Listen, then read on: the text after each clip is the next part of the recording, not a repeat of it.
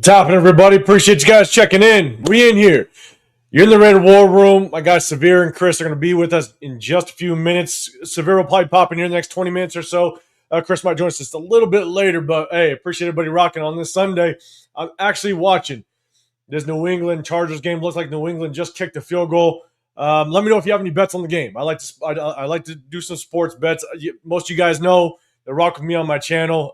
Sometimes I'll rock out some sports bets, and I got the under at 46.5 on this Chargers New England game, man. Let me know if you guys have any bets on the game, but appreciate you guys popping in here on a Sunday. We're going to go over a ton of stuff. All right, again, once my guys Severe as well as Chris get up in here, they're going to give just their takes on all these topics, but we're going to talk about the big game that went down, Indiana versus Oregon. We're going to talk about the quarterback play. We're going to talk about Fernando Mendoza as well as Deontay Moore, so we're going to break that thing down. I know a lot of times you guys have kind of asked the question on who do you prefer, Deontay Moore, Fernando Mendoza. I think a lot of people obviously are kind of leaning that Fernando Mendoza. I think Deontay Moore.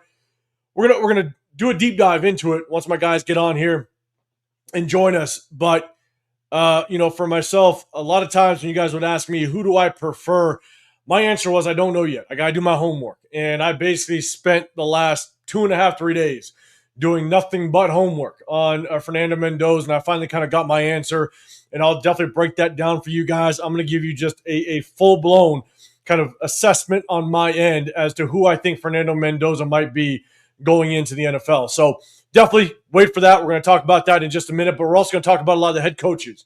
The head coaches that were revealed earlier today that have confirmed interviews. I think we've stacked up now, I want to say it's 4 or 5 more names that are officially coming in to interview for a head coaching position. So we're definitely going to tap in with that. But we're first going to talk about the NFL a little bit. Obviously, a bunch of games happening yesterday. Games happened today, as well as a game currently on right now. And we're going to look at just what the update bracket looks like. Now, I want to get your feedback. Who do you think is going to win that Super Bowl? Who do you think is going to win the matchups that we now are going to go on next weekend? So we'll definitely tap into that as well. Appreciate everybody rocking. Again, my guy Severe, he's going to be with me shortly, as well as Chris. He's going to pop in here a little bit later on. We're going to have a little bit of fun, but I appreciate everybody rocking the Raider War Room on Sunday. If you guys don't know, I'm 805 Raider. My channel is Real Talk Raider Nation. You got the Severe Raider. Make sure you guys, if you're there, hit that like button, double tap that screen. Do me a favor. Let me know if you're viewing on the vertical or the horizontal. StreamYard is doing something a little bit different to where you can stream from both of them. I try to just go from the vertical, but for some reason it's showing me the horizontal as well. Let me know what you're viewing on if you are reviewing on the horizontal. But I'm gonna get up to the chat here in just a second. But again, also if you're viewing on Chris's Protect the Shield podcast, his channel, double tap that screen. Make sure you guys hit that like button, hit that sub button. We do a sub-only chat to show our appreciation to a lot of our subscribers. So if you want to get included in the chat as we kind of start to dive into this thing, definitely hit that sub button, get included. But let's say what's up to the chat while everybody's kind of rocking in here. Raider News Central. What's going on, man? Appreciate you rocking with me. Where's the flag? Appreciate you popping in with us. Also appreciate you being a member. All 3 of our channels, we also have memberships as well. So one way to support the channel, become a member. I did a members only live a couple weeks ago. I might start doing more of those, but at the same time, we're going to do a lot of breakdown of free agents as well as college prospects. I'm already starting to clip up the Fernando Mendoza game clips. All right, so we're going to break down the game of Fernando Mendoza kind of later in the offseason before the draft obviously hits. And so if you want to kind of throw out your suggestions, and we'll kind of put those at the top of the list, become a member to any one of our channels and just throw that suggestion out there. I'll start clipping them up, and we'll definitely break down some college prospects along with some free agent prospects as well. Obviously, free agency, is going to hit. We definitely want to see how free agency rolls out first before kind of the draft. And so it's going to be fun. Definitely tap in with that. But where's the flag? Appreciate you popping in here. Dominique in the building as well. What's going on? What up, Jason? What's happening, man? Appreciate you popping in. Jesus, what's going on? Go after Matt LaFleur if he's fired. Look, I know a lot of people have kind of thrown that name out there. Depending on what happens in this playoff game, we're going to talk about just some of the games that have gone down, obviously today as well as yesterday. But it would be very interesting if you let Matt LaFleur go, right? I mean, given the fact that he's made the playoffs, I think, back-to-back years now. And the thing is if you let him go, If you move on from him, then you have to be able to get another head coach in that building that's going to basically repeat what he's done, is get that team to the playoffs year one. Because that, in my opinion, I think that would be the expectation, right? I'd bring up the Rich Bisaccia example, but I think that's very, very different from what this is. But if you were to move on from a head coach that got you to the playoffs, it's like I would assume that your expectation of the next head coach is to get you to the playoffs or further that first year. And that's so hard to do. That is so hard to come by. And so I'd be really curious. If they let him go. And then the question is Jesus and chat, let me know. If they did let Matt LaFleur go, then who would be a good replacement to get them to the playoffs year one? Obviously, you have some hot names out there, the Clint Kubiaks. You got guys, I know Mike LaFleur. That'd be weird. That'd be weird as hell. If you let go of Matt LaFleur, then you bring in Mike LaFleur. Other offensive, like Stefanski. Stefanski could be a guy that if you are really high on him, two-time coach of the year. I'm not a big fan of him right away after being fired from his first stint as the head football coach of the Cleveland Browns. But if you're really high on him, you think he could be the guy to turn this program around, or at least just get it to where you want to be, even a deeper run in the playoffs. Maybe Stefanski you have your eye on. But let me know, guys, if the Green Bay Packers were to move on from Matt LaFleur, who do you think would be a guy next up? There's a lot of coaches' names floating out there. What up, Leo? What's going on, brother? Appreciate you popping up in here. Myra in the building. Philly had one job. Philly did have one job. We're going to talk about that. We're also going to talk about next weekend's matchups and kind of get you guys feedback on that. But just as a reminder, we are going to be out there. We're kind of setting the groundwork. We're setting the plans. If you guys are going to be out there in Pittsburgh, let us know. Myself, Severe, as well as Chris, let us know, because we're going to plan to be out there in Pittsburgh for the draft. Right? The hope is that this is the last time in decades that we'll ever be close or have the number one overall pick in the draft. But obviously we have it this year. And you know what? We're like, let's do it. Let's get out there and let's rock out with the Raider fan base. And so let us know if you're going to be out there in Pittsburgh. Again, we're setting the plans out. We're setting the groundwork to get out there. Let us know if you're going to be out there in Pittsburgh. These whiners pukes in the Bay areas. It woke them up. It woke them up for sure. Leo, Oakland fans really hate San Francisco. Yes. I mean, look, I guess the only thing I would say is fans that were from the Bay Area, from Oakland, right, that Northern California, I think you could really understand and feel just the disdain and hatred for one another because you live in it. I wonder if you talk to Raider fans that are in, Ohio,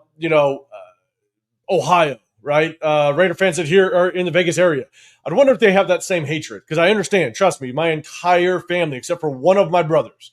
I got two brothers and a sister. One of them, he is a Ravens fan, but the rest of the entire family, they are 49ers fans. And so I understand it, because my aunts and uncles, they're not a big fan of talking about how much of them are Raider fans. So I understand the rival for sure. Jesus Dante Moore has bust written all over him. I wouldn't put that out there. I wouldn't, in my opinion, I wouldn't put bust out there. We're gonna tap into the matchup. We're gonna talk about Oregon versus Indiana. We're gonna talk about Dante Moore and Fernando Mendoza. But I wouldn't put bust, because I think the expectation of Dante Moore is that he still has to learn. Right? You without question would have to sit him for a year at least if he were to declare for the NFL. And he's got a lot of growing to do because he is young. And so, and I think that showed a little bit in Oregon, but I definitely have a different take of that game and just how just Oregon as a team showed up for that game. So, but I don't know if I would say, just based on that one performance against Indiana, that all of a sudden you kind of put the bust word out there. I don't know if I would do that. And so, Franklin Skinner, what's going on, brother? Appreciate you rocking it with me. RIP Kobe Laker in the building. What's going on? Bashuto Brown, good seeing you. Appreciate you popping up in here. Let's see. Jesus, you're saying Dante Moore slightly better vision than Bryce Young. You're saying that's his comp. That's not that bad of a comp, to be honest with you. Again, we're going to dive a little bit deeper. The only thing that I wish I would have seen a little bit more out of Dante Moore yesterday was his ability to kind of escape the pocket, right? Create a little bit with his legs. I would have liked to see that, but we'll do a deep dive in just a minute. But I want to say what's up to the rest of the chat. Appreciate everybody rocking up in here again. Severe will be here in just a minute. Chris will be rocking with us in just a few moments, a little bit later today. But we're watching this Patriot game and Chargers game at the same time. Cheeto LaFleur is next. Matt LaFleur, man, he's in the building. We're going to talk about some of the head coaches that have confirmed interviews, so we'll definitely tap into that. Jason, I'm not going to discount Dante Moore over this game. He still has a lot of upside, but Fernando just seems to have that championship grit. We're going to get into it, and I agree. I am not just that game was bad, I think, as a whole for the Oregon team. Right? They got beaten basically every facet of the football game, and so I'm not putting that loss purely on Dante Moore. And so I'm not judging him as to what he might look like in the pros just based on that game. So I'm with you on that. In a bush, 23. Bears for the W. Yes, they did pull off. We're going to talk about that in just a second. RIP Kobe, Dante's going to be great, but he needs to stay in school, and I don't think he comes out. Yeah, we're definitely waiting to see that. What up, Bueno? What's going on, brother? Myra Hella fixed several games, didn't hit the over by 1 point. I know I did actually have a bet on the Jags. That didn't cover. It was Jags, I believe, -1. But I did hit the 49er game. I took the 49ers +5.5. I got the over 46.5 on this Chargers New England game. That looks pretty good, but you never know what's going to happen. And so we'll see how it rocks out. Kevin Lark, what's going on, man? Let's see. Oh, shit. Did I see it? Is LS up in here? I don't know if I saw LS up in here, man. I apologize if I missed you. I'm scrolling and talking at the same time. I'm trying to multitask. Kevin Lark, you got you're saying Mendoza? Yeah, LS, man, if you up in here, man, I appreciate you rocking with me. Let's see. Okay, Myra, you got horizontal. Okay, perfect. Or no, you're horizontal. My bad. Got to be in the vertical. That's okay. We'll see. We'll see how it works out. You're saying vertical? Okay. All right. I guess it's showing on both. I want to stay on the vertical because here, the one thing that I'm not a big fan of with when it comes to the vertical and the horizontal is that it splits up the chat. I think it's a little bit better when the chat's all in one, so everybody can kind of chop it up and say what's up to everybody. Oh shoot, I can put the chat up on the screen too. So again, this is kind of how I like to do it. But again, StreamYard just throws it out there like that. So all right, horizontal. Got it. Okay, cool. Appreciate it, guys. You guys are throwing that out there. Appreciate it. LS, what's going on, brother? Appreciate you popping up in here. Dominic in the building as well. Good seeing everybody, man. All right, we're going to get into this. Chill Ray, what's happening? I'm seeing the vertical, but honestly, I prefer the horizontal. I know. The vertical, we stay in the vertical and just kind of get people used to it because when we break down the game film, that's what we have to stay in. So I think a lot of people do prefer the horizontal. So I'm with you. I get it. Super in the building. What's going on, man? Appreciate you rocking with there. Rocking with us. Leo, you're saying, I guess I got to get used to Fernando Mania. I think that's going to be the overall consensus, and we're going to dive into it for sure. But I think that's it makes the most sense right now. But I definitely have my strengths and weaknesses of Fernando. I'd also have some question marks as well, and I'm definitely going to do a deep dive into it during this one. Super, what's going on, man? Fernando Mendoza's ceiling is Matt Ryan. His floor is Sam Bradford. All right, Yvette, what's going on? I see your super chat down below. I'm going to say what's up to everybody else coming in, and then I'm going to get to your super chat. I appreciate you rocking with me. Alex in the building, what's going on, man? Leo Caleb balled out yesterday. Yes, he did. One thing that is really good, right? It's one of the questions is when you look at the number one overall draft pick, and this is just kind of one, I want to plant this seed a little bit because it's like when we talk about Genty, right? We break down the game film of Genty, and we have some concerns of Genty as he progresses through. Again, he's a rookie; he can grow on a lot of things that we pointed out. That's fine, but he will always have to live up to that number 6 overall pick and live up to that standard. In my opinion, I think if you're picked number 6, then you want to be one of the best to ever wear that jersey, those colors, right? To basically wear the shield. Now, if we pick somebody at number 1 overall, you're hoping that that person is going to go down as not one of a, but hopefully the best person to ever play that position. And then if it's the quarterback position, you're hoping that that person leads you to multiple Super Bowls. And so that's kind of the expectation. And so when we talk about Fernando, and again, I think the overall consensus is that it's probably 99% he's going to be the pick. I do think we need to know who the head coach is going to be, because the head coach, it's probably 95% right now. But if that head coach ends up being like a defensive-minded head coach, it might stay at 95. But if you go offensive-minded head coach, then I think at that point you're probably moving to 99.9%. Fernando might be that pick. That's just my assumption. And so, but if you pick Fernando at number 1, you hope that what you see in college translates to the NFL enough to where he is going to win you multiple Super Bowls. That's just that's what you draft him for at number 1 overall. So I want to plant that seed, because that's how we're going to evaluate him moving forward. And so hopefully you guys rock out with that. Yeah, shout out, guys. Make sure you guys tap in with Leo Cheeto Linus. He's going to be rocking the jerseys, man. All your apparel needs, everything, go over to Cheeto Linus for sure. What up, Loon? What's going on, brother? Guys, make sure you guys go hit up Loon, man. I think he goes live every weekday. Monday through Thursday, I think. Definitely go check him out. What up, Lou? Appreciate you rocking with me. Mopar in the building. What's going on, man? How about coaching candidates? We're going to tap into that in just a second. Again, my guys, Severe, Chris, they're going to be with me here very shortly. What up, DK? What's going on, brother? Appreciate you rocking up in here with me. Let's see. All right. I just want to make sure I kind of say what's up. Red Duck in the building. Okay, can you help me come out? Jesus, man. See, this is why I got to screen. I try to say what's up to everybody. Now I got to start screening the goddamn comments. All because of you. Red Duck, Jesus Christ. Where's the flag? Seems like we're interviewing everyone under the sun. I like it. Yes, it's great they're doing their due diligence. I'm with you. It's good to see. Alfredo, what's going on? Appreciate you popping up in here. Again, guys, if you can, do me a favor, double tap that screen if you can. Where's the flag? Throwing Mike McCarthy out there. We're definitely throwing a lot of names out there. Yvette, you're saying you're starting all over again? Am I? Are you throwing that at me? I don't know. Milk, Abizi, what's going on? Appreciate you rocking in here. I see Donnie in here as well. They just saw Big Dom getting his kneecap split with the pipe blood with everywhere. All right. I don't know what's going on with that one. All right. What's going on, Jason? All right. Let's see. Just want to make sure I kind of get to everybody rocking in. Houston, what's going on, man? Appreciate you rocking up in here, man. Fernando did his thing. Severe get sick yet? Hey, a lot of it is just kind of assessment, right? And so, trust me, Severe's going to be here with us very shortly. Yvette, what do you think about that QB coach Webb from the Broncos? All right, what do I think about the QB Webb from the Broncos?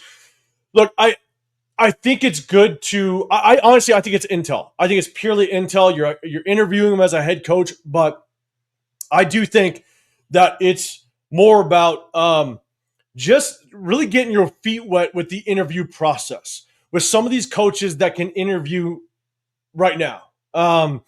And the kid's young.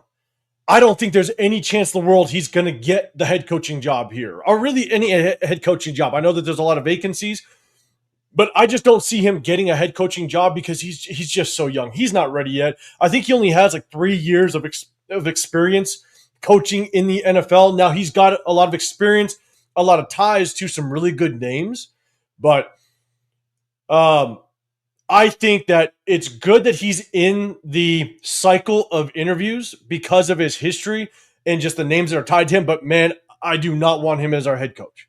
I think we need someone that is seasoned, someone that has a lot of experience in the NFL on the coaching side, not just the playing side. I want a lot of coaching experience that they can bring to this job. And so I think it's good. Interview him, get some intel on our divisional opponent. But at the end of the day, I do not want to see him as our head coach at all. He wouldn't even be, top 8 on the list moving forward. So that's just my opinion. Life is complex. What's going on? We got to drop Mendoza. Hey, the Mendoza hype train has started. We're gonna do a deep dive on that as well. Let's see. I just want to make sure I say what's up. Chico in the building as well. Screw Philly. Bang bang. Okay, here we go. No Kittle, and that was wild. We're gonna get into it. Charles, what's going on, man? SoCal's not really tripping on San Francisco like that. What's going on? Appreciate you. Appreciate you rocking up in here. I want to say what's up to everybody. I know we're getting some Niner Raider shit going back and forth. SoCal forever. Said hello from Jeff in Pittsburgh. Playoff football has been great so far. It has. We're going to dive into it in just a second. LS Dante definitely isn't a bust. He's ahead of where Mendoza was at the same age, and that is a good way to put it, because obviously Dante Moore is so much younger as it relates to just college years than Fernando Mendoza. But yes, I do not take what he did in this game just purely as an overall assessment of what Dante Moore can be. So, but Ellis, man, I appreciate you popping up in here. Let's see. DK Raiders, if Moore comes out in the next year's class, where would you rank him?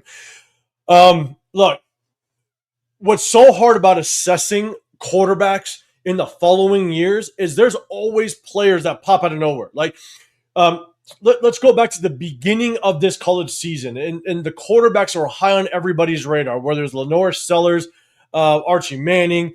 You will have quarterbacks that will pop up out of nowhere. A lot of people I think their eye was on Fernando Mendoza, but Fernando Mendoza, I don't think was the number one top quarterback on everybody's list going into the season. And so I don't know where I could rank him. If you rank him with the existing quarterbacks that will be coming available possibly in next year's draft, he's got to be top 3, I would think.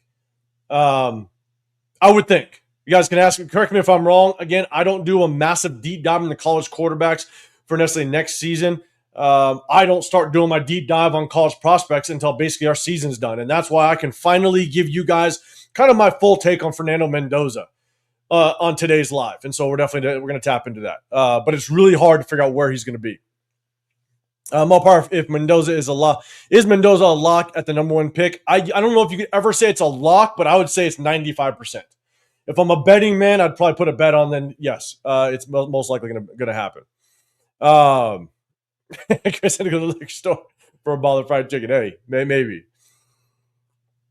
What up, Bart? Bart in the building. Been a while. What's going on, man? I appreciate you rocking with me. Oregon's defense didn't help. Bueno, yes, it didn't. I'm telling you, I think it was just basically belt to ass from every aspect of the game, Indiana versus Oregon. I think Indiana just took it to them from start to finish, and we'll definitely tap into it. Shakira Giddens, what's going on? Appreciate you rocking up in here. Yvette, okay, let's go. Hey, I appreciate the super chat. I appreciate you rocking with me. It's always good seeing you in the building. Appreciate you. Let's see. Judo Joe, very excited about the play for a player like Mendoza in our building. It looks like it might be going that way. What up, Roth? See what's going on, man. Hey, appreciate you rocking. Everybody, guys, make sure you guys go hit up Roth's channel as well. 805, what's going on? Never been ready for free agency. Free agency is going to be fun to watch, and that's why let me give you a little bit of something as it relates to like mock drafts. Right? I know a lot of people want to dive into mock drafts. They want to get into mock drafts. They want to have fun with it, and it's fun. I said this last year when I started doing lives, and we did mock drafts. We only did 3 mock drafts last year in the war room, and because the thing is, if you do 20, 30, 40 mock drafts, then you could always go back and go, oh, see, I picked that guy, or see, I got that guy. Well, of course, you did 40 mock drafts. So at some point, you got somebody, right? So we do 3 mock drafts because it really makes it as realistic as possible. Who are you really targeting? Who do you really like? And then you can, like, I screenshotted all of our mock drafts last year, all right, between myself, Severe, and Chris. And we're going to kind of recap those kind of later as we go on. But the one thing to really keep in mind, and again, I said this last year, and I've known this with these mock draft simulators for as long as I've been kind of just messing with them, is that these simulators give you kind of a false sense of where these players should be picked. And I think that's what's really bad about the mock draft simulators is they'll have a guy that's supposed to be picked in the second, or they're saying is projected in the second round, but then he's not picked until the 5th. Or you got a guy that's always around in the 5th round, but all of a sudden he gets picked in the 2nd. Because obviously, one, the mock draft simulators, it's just an algorithm. It's just the way that their system works. But 2, after that 1st round, everything gets messed up. Everything gets shifted around because there's always that random team that picks that random player, right? Like us picking Cleveland Farrell at 4, or Tyree Wilson at 7, right? You got, or Damon Arnett in the first round. You got those teams that screw everything up. And so I think the mock drafts, they're fun. Don't get me wrong. It's fun to do.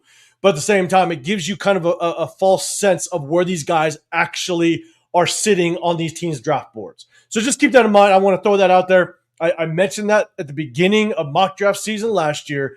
Just keep that in mind. And so, all right, let's see. What up, Angel? What's going on in here? Almond Glaze, what's going on? Hopefully we don't have to get have any mid-October mock drafts. I know. Hopefully we can stop all that.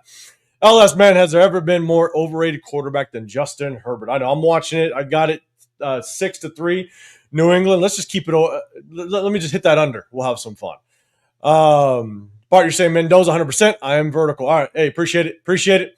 My take, Raiders, who or what position would you handle first in free agency?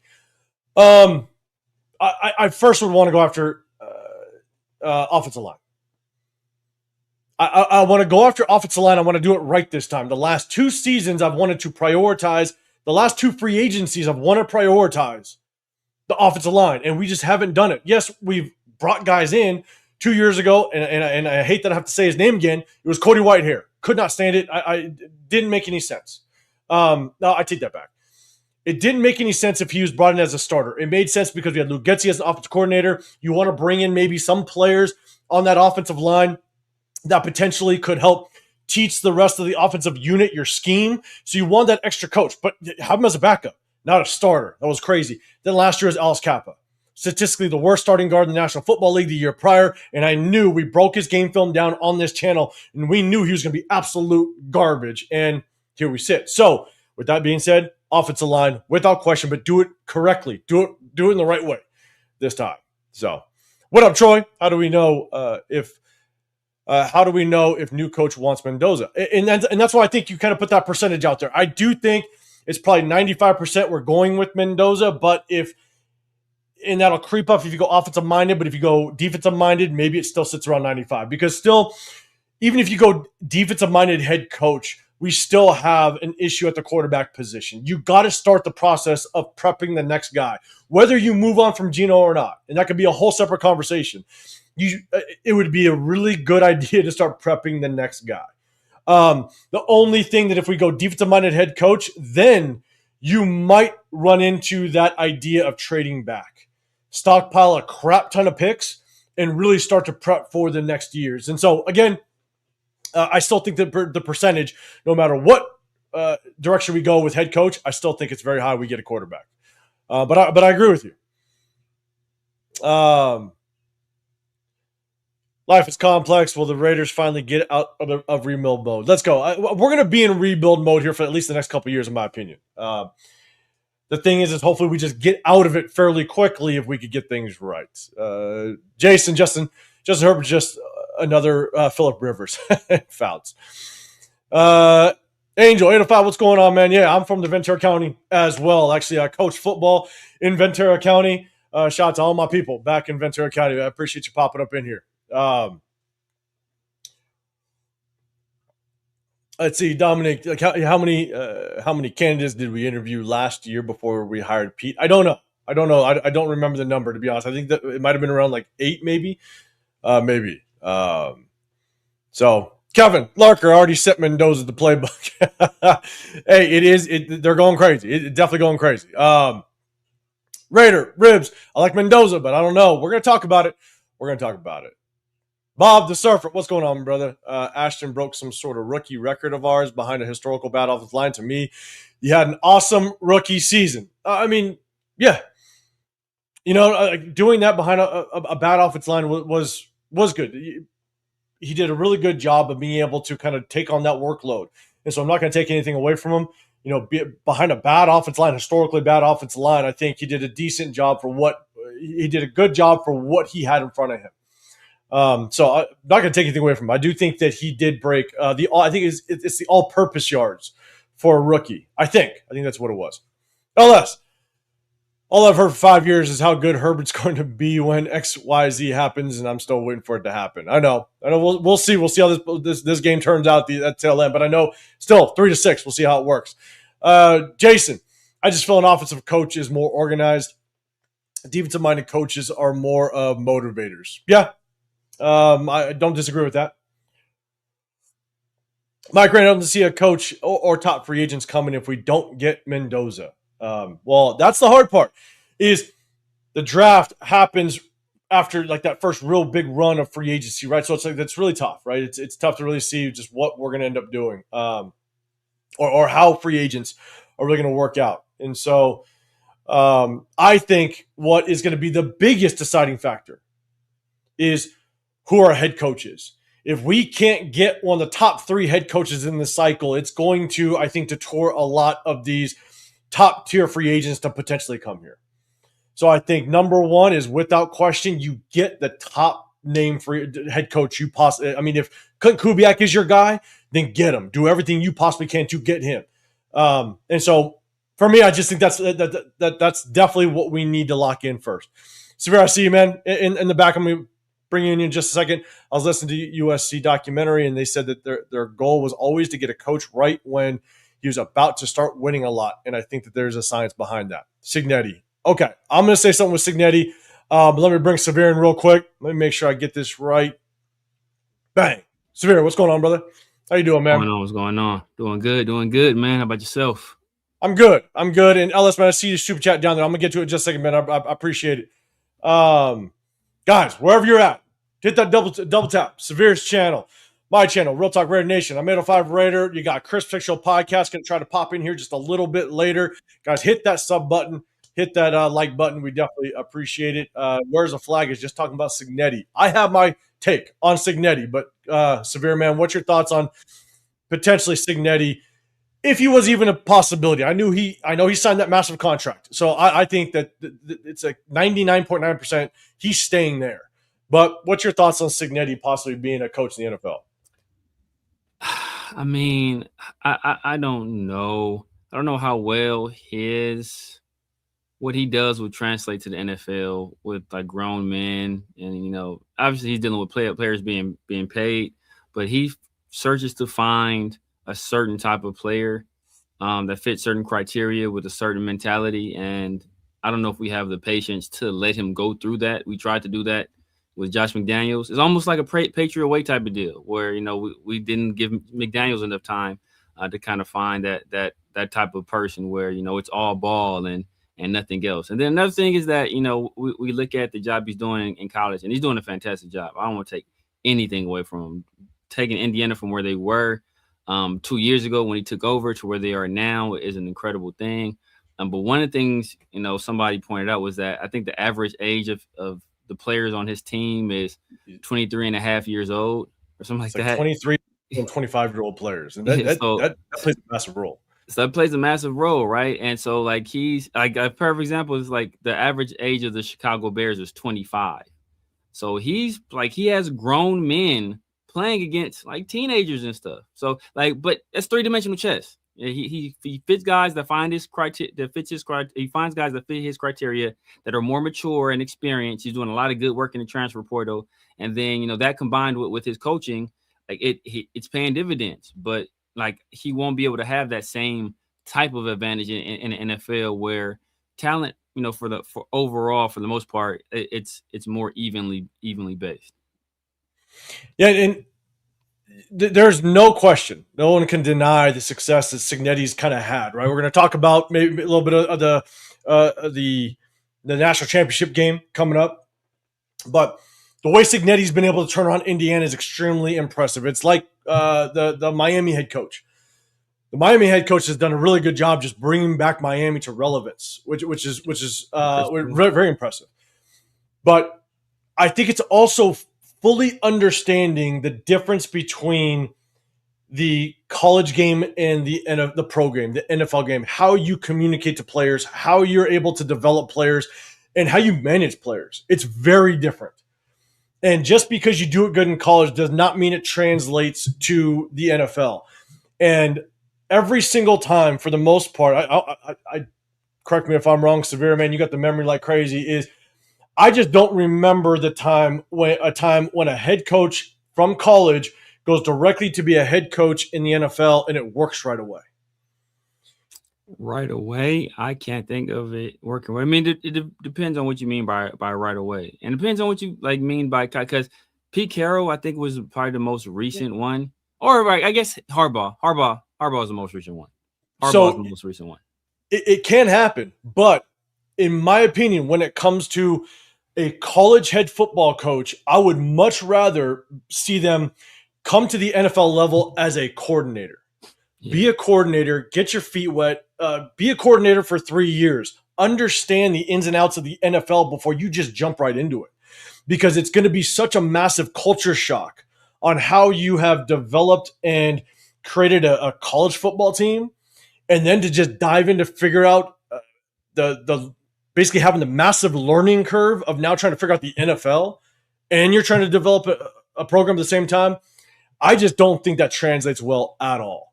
And so, but I also I don't know if Signetti is necessarily I think wasn't he originally a special teams guy?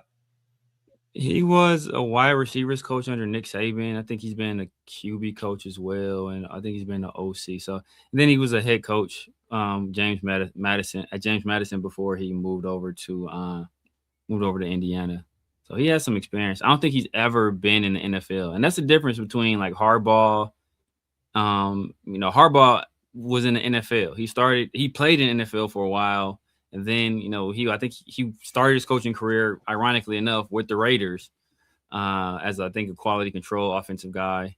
And then he went and did his college journey. So he had experience with the NFL. He was familiar with the NFL. Like Signetti, as far as I know, is not familiar at all with the NFL. And the last time a guy came to the NFL from college who had no familiarity with it at all and had success, I think it would probably be Jimmy Johnson.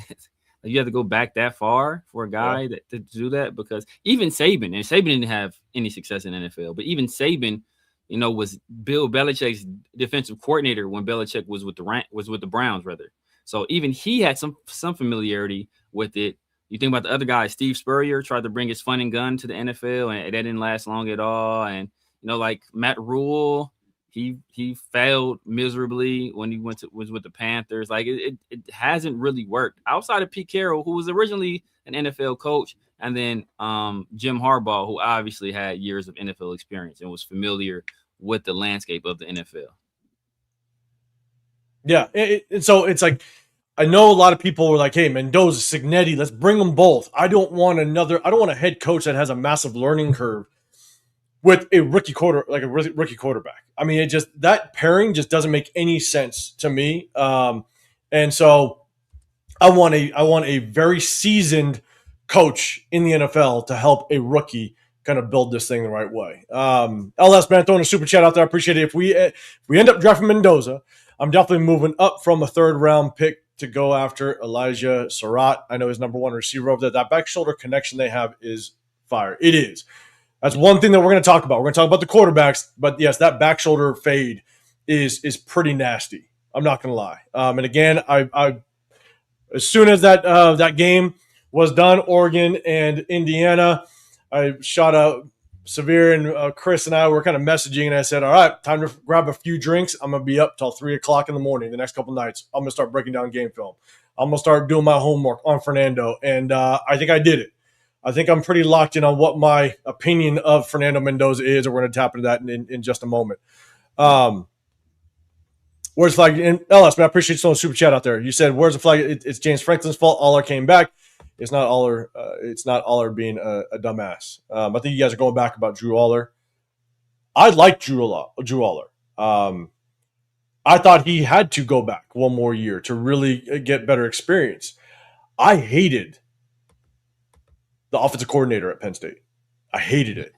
I thought he was absolute trash. I thought he was trying to do it was the vibe of he was trying to outsmart. He was trying to outsmart everybody by the all. I mean, there was times where they would shift like 2 or 3 times in one play, and then all of a sudden you have Drew Aller line up at receiver and Tyler Warren in the backfield, and then Tyler Warren would throw the football, and I'm sitting there going, "It's 3rd and 2. Just run the goddamn ball. You have a really good run game." It's like Yeah. I think he tried to outcoach himself, and I think that's what hurt Drew Aller at times. So just my take. I feel you. So Let's see. All right, Mopar, what's going on? Appreciate everybody rocking with me. In the Raider War Room, man, double tap that screen. We need Max as a leader for the defense. We'll see how Max definitely rolls. Yeah, I'm all down for trading Max at this point. I want to know who the head coach is. I want to know what their strategy is. I'd be okay if we did trade Max, because if you're going to be in rebuild mode, then don't half-ass it. Go in rebuild mode. So depending on who the head coach is and the strategy with that number 1 overall pick, then I mean we'll see just kind of how Max works out. Yeah. But Severe, you threw it that from Clark, Chucky come home DC to help in some quarterback fashion. All right, Severe, what you got? I'm good. I'm good on that. I'm good on that. Yeah, the Bears O-line is rebuilt. I mean, but the Bears already have. But people forget, because people think like the Bears are some overnight success story. Oh man, they just came out of nowhere. No, it wasn't. The Bears had been building already. The last piece that we're missing was really, the offensive line, which they addressed, a running game, which is why some people had speculated they would trade up for Ashton Genty, and then a head coach to kind of pull everything together, right? But they think about the Bears, they had on their team already. They had Rome Odunze, they had Cole Kmet, they had DJ Moore. This last year they added Colston Loveland and added Luther Burden, but they had pieces already. It's just they had to address the offensive line. And then they had to address the running back position. And they did that, with DeAndre Swift, who was a cast off from the Detroit Lions, and then Cal Monangai, what was that, the 6th or 7th round pick. So, they were smart in their resource allocation.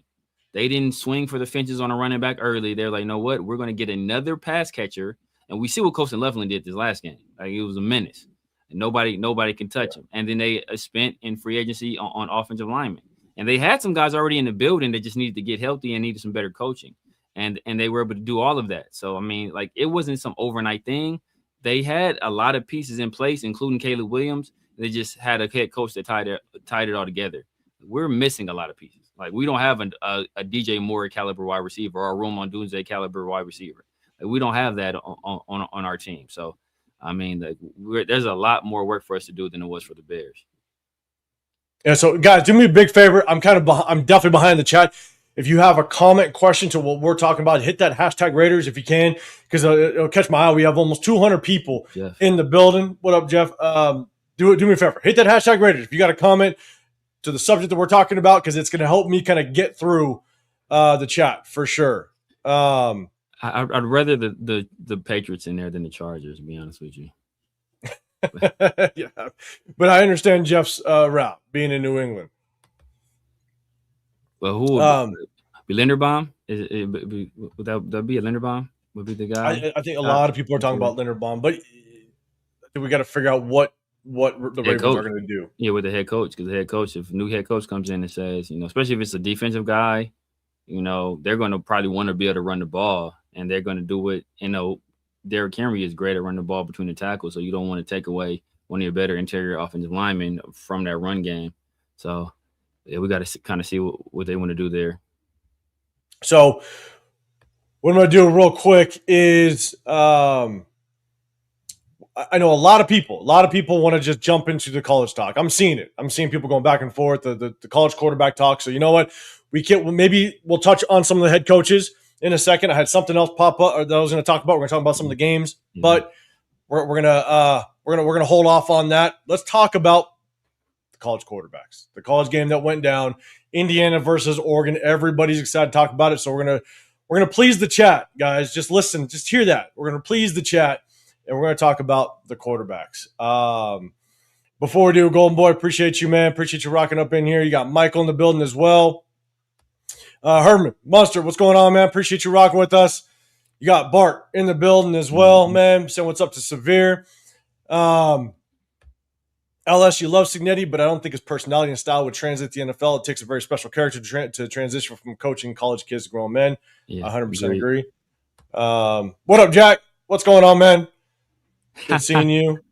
Oh What yeah, happened? is this JJ Oh, my Pegues? bad. Go for Is this Pegues right here? Is this a police Pegues it. bet? That is the bet. That is the bet. Well, I'll see you in Bakersfield, Jack. I'll see you in Bakersfield. We'll have fun. All right, we're just gonna say what's up to. Let's see. What up, Money Check? I see you in here. Appreciate you rocking with us. Alfredo's in the building. Raider Hawaii, what's going on, man? I do see a super chat down there. I'm gonna get to it. Cool Cat, what's going on, man? Let's see. Just want to say what's up to everybody in the building, guys. Make sure you guys go hit up Jeff too. Hit up his channel, for sure. They go live a lot, man. Definitely go say what's up to him. LS, I've been on the trade max bandwagon for a minute now. Same here. Let's see. All right, hold up. I just want to make sure I kind of get to as much. Houston in the building. Appreciate you throwing the super chat as well, man.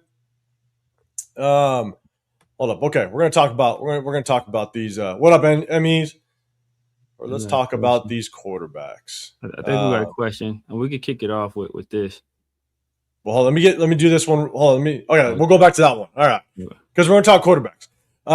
John throwing the super chat out there. He's 805 and Severe. What free agent running backs or draft guys would you love to have help Genty?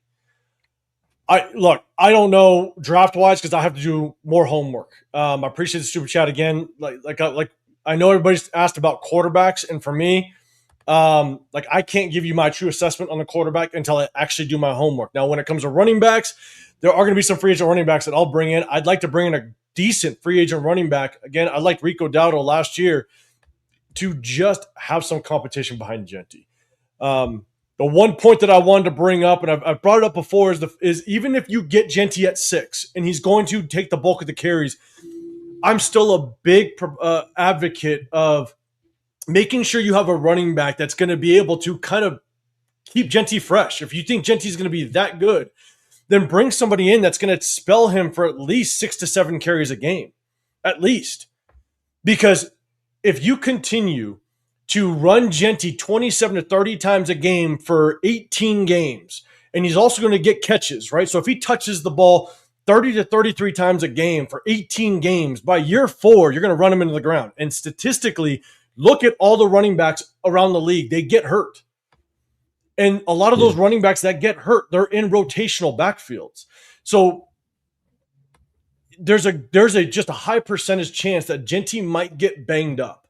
And if you want to feed him the rock 30 times a game, 30 plus times a game for 18 games, by year 4, you're going to beat that kid up for sure. And so get a running back that if you get somebody in there and they don't fall off production-wise too much, but can spell him, 7 times a game at least, then that's what I'd want to do. So I am without question looking at the running back free agency and the running backs to be like, who can we get in here? Because if Genty does get hurt, because statistically running backs do, then we don't fall off too much in the run game. So, Severe, any thoughts on that? Yeah, I mean, I haven't done a whole lot of studying on the running backs thus far. I mean, the guy I like, I don't have no idea where he'll go. But as like a change of pace guy, is this guy at Arizona State, Raleek Brown. But like I said, I don't know where. I haven't done enough studying so far to figure out where any of these guys will go. But yeah, I mean, like we have to Genty took like 90% or more than 90% of the carries for us as a team. Now we were dead last in attempts, but he took all of the attempts essentially that we had. So, and one thing we have to note is that early in the year that there was a lot of consternation and a lot of hemming and hawing and huffing and puffing about us not giving him the ball 20 times a game.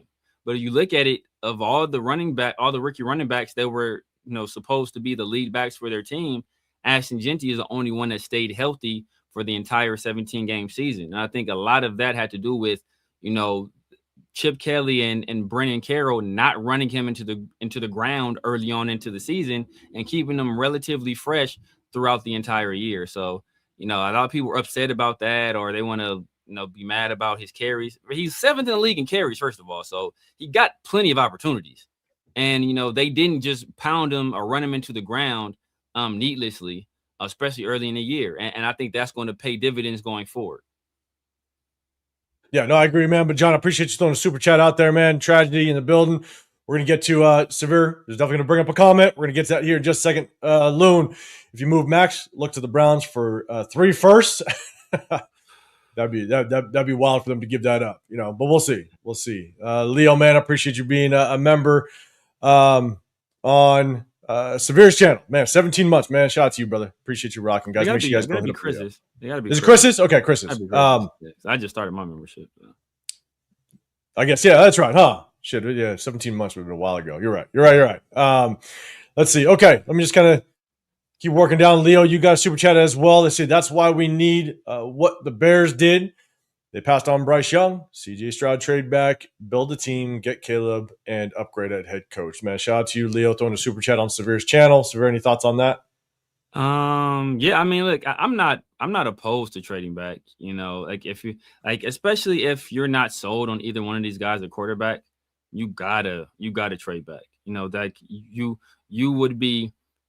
I know it's easy to succumb to fan pressure and to the outside noise and everybody screaming about a quarterback. But if you are not sold on either one of these guys being your franchise guy, then you have to trade back. You have to trade back. So, and it remains to be seen what they'll think, what the organization would think, what Tom Brady and Spytek would think, and whatever head coach they bring in, what his opinion on these quarterbacks are.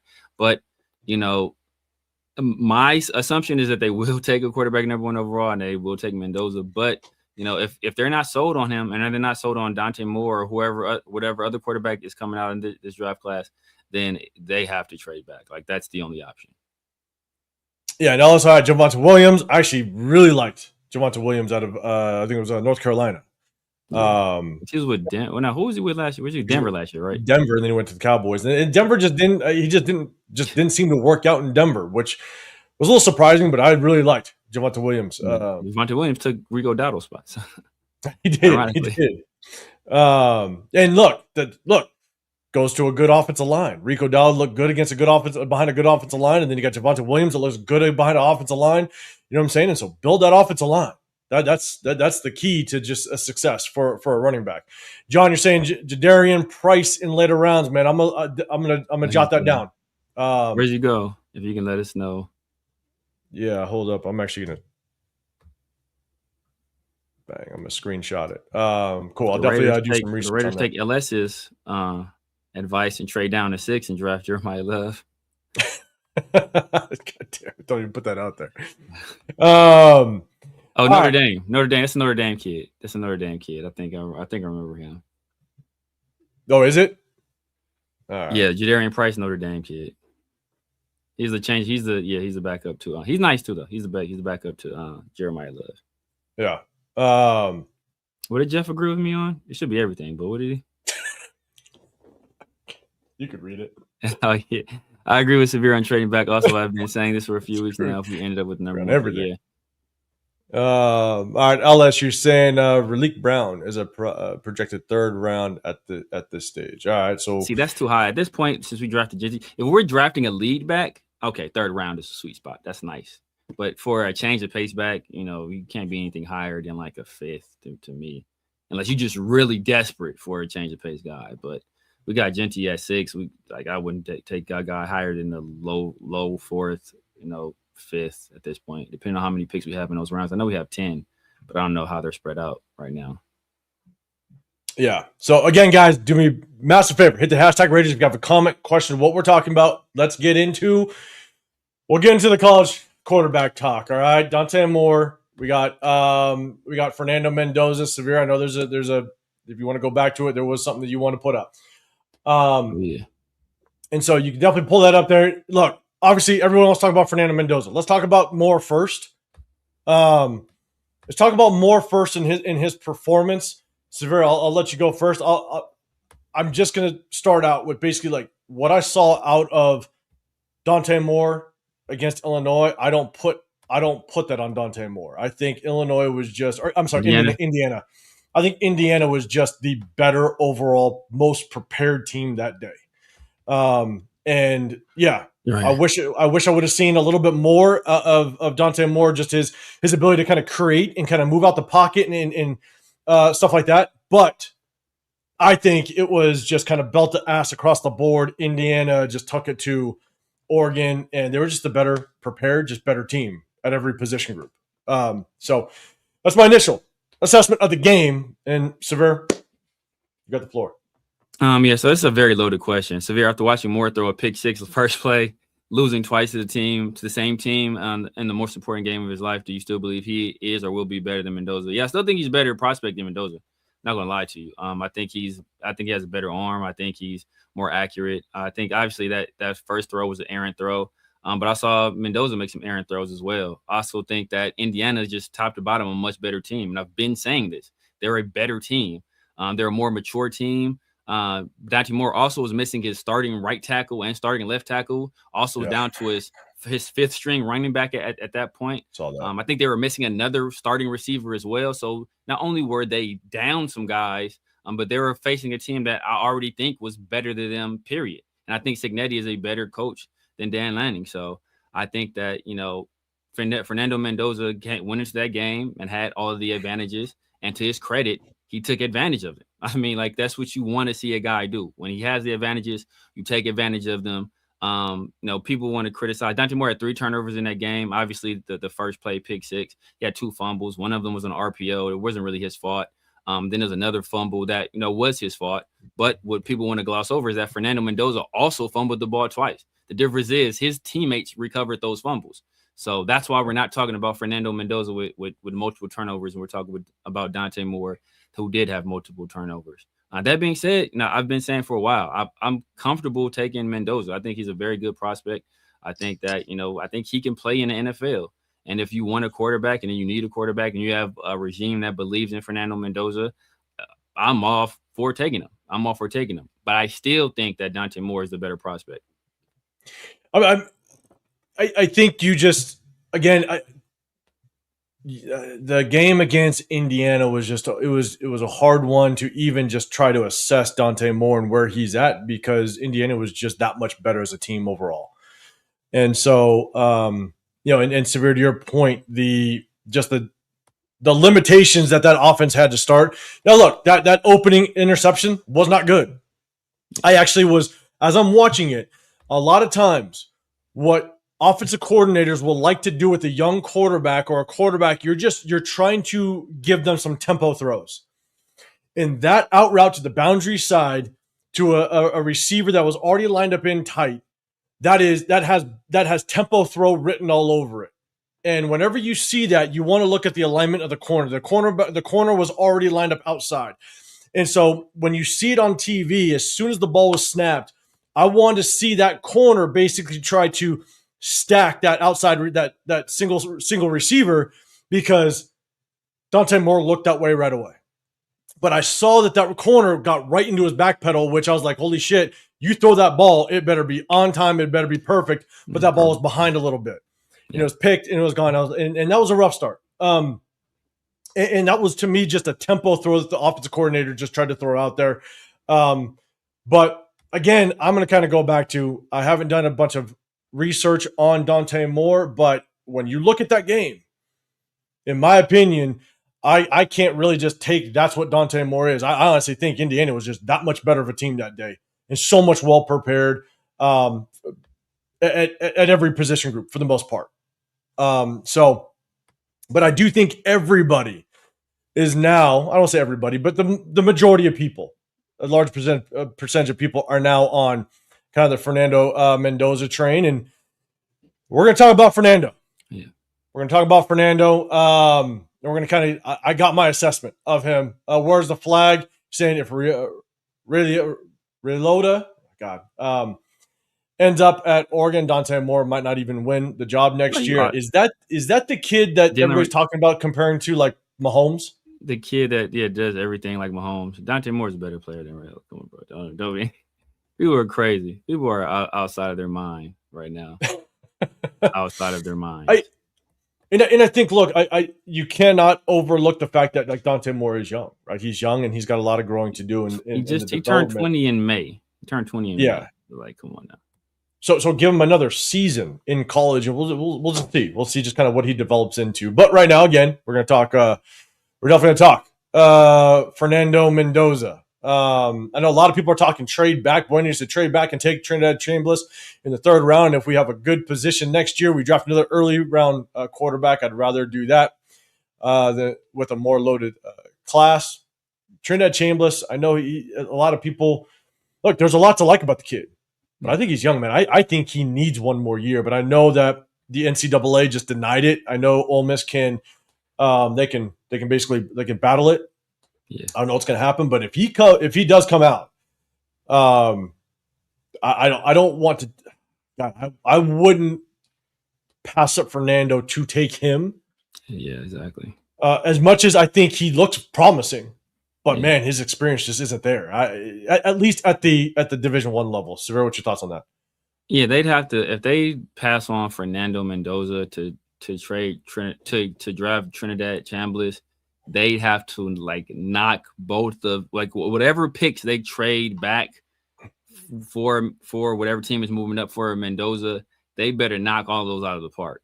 They better be like 3 for 3 on those picks and like just lights out instant impact players, because if not, and Mendoza gets to the league, and I think Mendoza's gonna be a good player in the league. You know, I think his bust potential is very low. Now, how high is the ceiling? That kind of remains to be seen, but I think his bust potential is very low. So he's gonna be a good player. So if he goes to another team and starts playing well, oh man, will there be some seats getting warm? Yeah. John Rodriguez, another super chat, man. I appreciate you. Look at 3 QBs in later rounds: Chambliss, Beck, and Taylor Green. Taylor Green is not. He needs a lot of development. Chambliss. Well, I think that's why he's saying in the later rounds. So you could take a flyer on him if he's still around in the late rounds, possibly. Taylor Green has loads of talent there. Loads of talent. He's big, super athletic, crazy strong arm. But see, when I say somebody has a better arm, people only think about arm strength. They're not thinking about their ability to layer throws, to like float a pass in there, to like throw from different arm angles, like all that different stuff. Like Dante Moore is able to do all of that stuff. There's some guys aren't able to do, like CJ Stroud. I think CJ Stroud has a good arm, but CJ Stroud, he's not throwing from different arm angles, right? He can't do that. That's a skill he lacks. And think about like arm elasticity. You think about like when and why that matters. So look at the throw that Caleb Williams made last night. Like arm elasticity, like that's what arm elasticity does for you. Being able to throw from different angles comfortably, that's something that Moore has that I don't think any other quarterback in this class really does. And so we're going to get into the talks. LS, if Dante comes out, I don't think we have the system in place at this stage to ensure his development's correct. That's a possibility. But it's all dependent on the head coach, right? If you bring in an offensive-minded head coach, Clint Kubiak, a Matt LaFleur, then maybe you can kind of put that in place and sit him for a year and develop him. I think that could be a decent strategy if you went that route. And so Jeff Chambliss is playing his way to a fringe first, second round. Some team may do it. I mean, some people pull a trigger. Some team may do it. Yeah, people will pull a trigger without question. Oh, my bad. Did you just put one up? No, I didn't put one up. Did I? Okay. No, Kevin Luck more responded well after that first interception. Yeah, flawless drive down the field with a great throw. Between like 3 defenders, I think. But it was that was all she wrote basically. Yeah. So, okay, we talked about Dante Moore a little bit. All right, guys, remember, do me a favor, hit that hashtag Raiders if you can. It'll definitely help out. And Leo, yes, you're right. He did appeal, right? They denied it. They appealed, but it doesn't. They're just appealing. So I don't think that doesn't guarantee he's able to go back. The NCAA, I think it's still a process. So I don't think it's a given that he's going back because they initially denied it. So unless there's an update that I don't know of. So okay, let's get into the hot topic, guys. Apologize if I'm missing anything. I know, Loon, you got something. Taylor Green was Boise State quarterback when Genty led the running back in the nation for over 600 yards receiving. MGs, what's going on when you're saying, remember how people were so worried about Caleb painting his nails? Yeah, I remember that. All right. Fernando Mendoza, guys. Look, the one thing I want to start with is that there's no perfect prospect. Okay. There's always going to be strengths and weaknesses. There's always going to be pros and cons with any kid coming out of college football. Like, I have to reiterate one more time. Like, out of the past 20 plus Heisman Trophy winners, I think 19 were Heisman Trophy. I lost 25. I think 19 were Heisman Trophy winners, and only 2 have made it to a Super Bowl. Yeah. And so, as much as Fernando Mendoza looks really good, I mean, if you look just strictly off of that Oregon-Indiana game, I mean, he looked as perfect as a quarterback can get. Yeah. And I'm not going to take anything away. But you also have to just know that every prospect isn't perfect. There's going to be strengths and weaknesses. And it went with Genty. As much as Genty had an amazing college senior season, or the last season that he had in college, there's still strengths and weaknesses to his game. And how does that translate to the NFL? So don't just because we say that there might be a weakness, don't take that as we're saying he sucks. Because I know a lot of the fan base likes to just get real emotional about things. And they all of a sudden will be like, oh, wait, you said that he can't make that throw? Oh, are you kidding me? Like, it's just take a step back and just know that every college prospect isn't going to be perfect. And history tells that with how many first-round draft picks don't work out. Okay, with that being said, let's talk about Fernando Mendoza and just what do we like about him? What chat? Let me know what you think his weaknesses are. Hit that hashtag Raider. Let me know if you have any weaknesses in his game. Let me know. Hit that hashtag Raiders. We'll definitely bring it up because I know everybody can talk about his strengths, and he has a lot of strengths. But Severe, man, what's your overall thoughts of Fernando Mendoza? What his gameplay is? How does he translate to the NFL? Give us what your overall thought process is of Mendoza, because I got quite a bit, so I'm going to step aside for a second. Yeah, man, Mendoza is a very, very good prospect. I mean, he has great size. He has a good arm. It's like people him and haw about his arm. He can make every throw you need an NFL quarterback to be able to make, and like displayed perfectly was on those deep out routes. Those are difficult throws.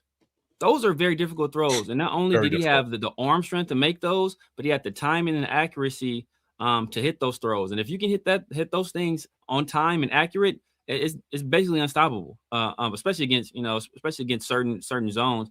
So I think he displayed all of that. I think he is a guy that he obviously has great study habits, super intelligent guy. He's a guy that works really hard. You hear about him since he's already graduated. He spends his time with the VR headset on, like going over the game plan, going against that next opponent. I think he takes the coaching extremely well. You see where he was at with Cal and the kind of numbers he put up there and the number of turnover-worthy plays he had. And, I think he only had like 19 touchdowns this year. He comes to Indiana with a better coach and a better scheme, immediately takes to it, and immediately his production jumps exponentially. So I think that goes to his coachability. So I think like he has a lot of the things that you want. I think some of the problems you see is that, the RPO game. Oh, and nothing. He's very underrated as an athlete. I think he showed that in the past 2 bowl games, but he showed that especially last night. It's not pretty, but it's effective. And if he can hurt you with his legs, so that is something that you have to respect. So I think he brings a lot of elements that you're looking for when it comes to the signal caller of your team. I think one thing you have to worry about is that, first of all, I think Indiana, they're just such a vastly superior team, top to bottom. It's how like you look at what he did the last 2 years at Cal, then everything almost changed from this year with Indiana. I think some of that has to do with the talent level he's playing with, the coaching that he gets there, as well as that scheme. They're able to run the ball really, really well. And then, you see against Alabama, like that first drive, it looked kind of sloppy. But then once they were able to establish the run and get the RPO game going, and he's really good at the RPO game. But once he was able to get that going, then like everything changed for him. I think sometimes he likes to stick on his first read for far too long. And does he like effectively scan the field consistently? I don't know. I see a lot of one read throws.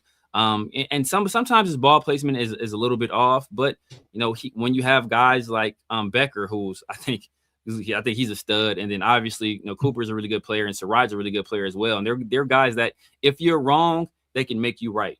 and he'll have that in the NFL sometimes. So I don't want to take anything away from him there.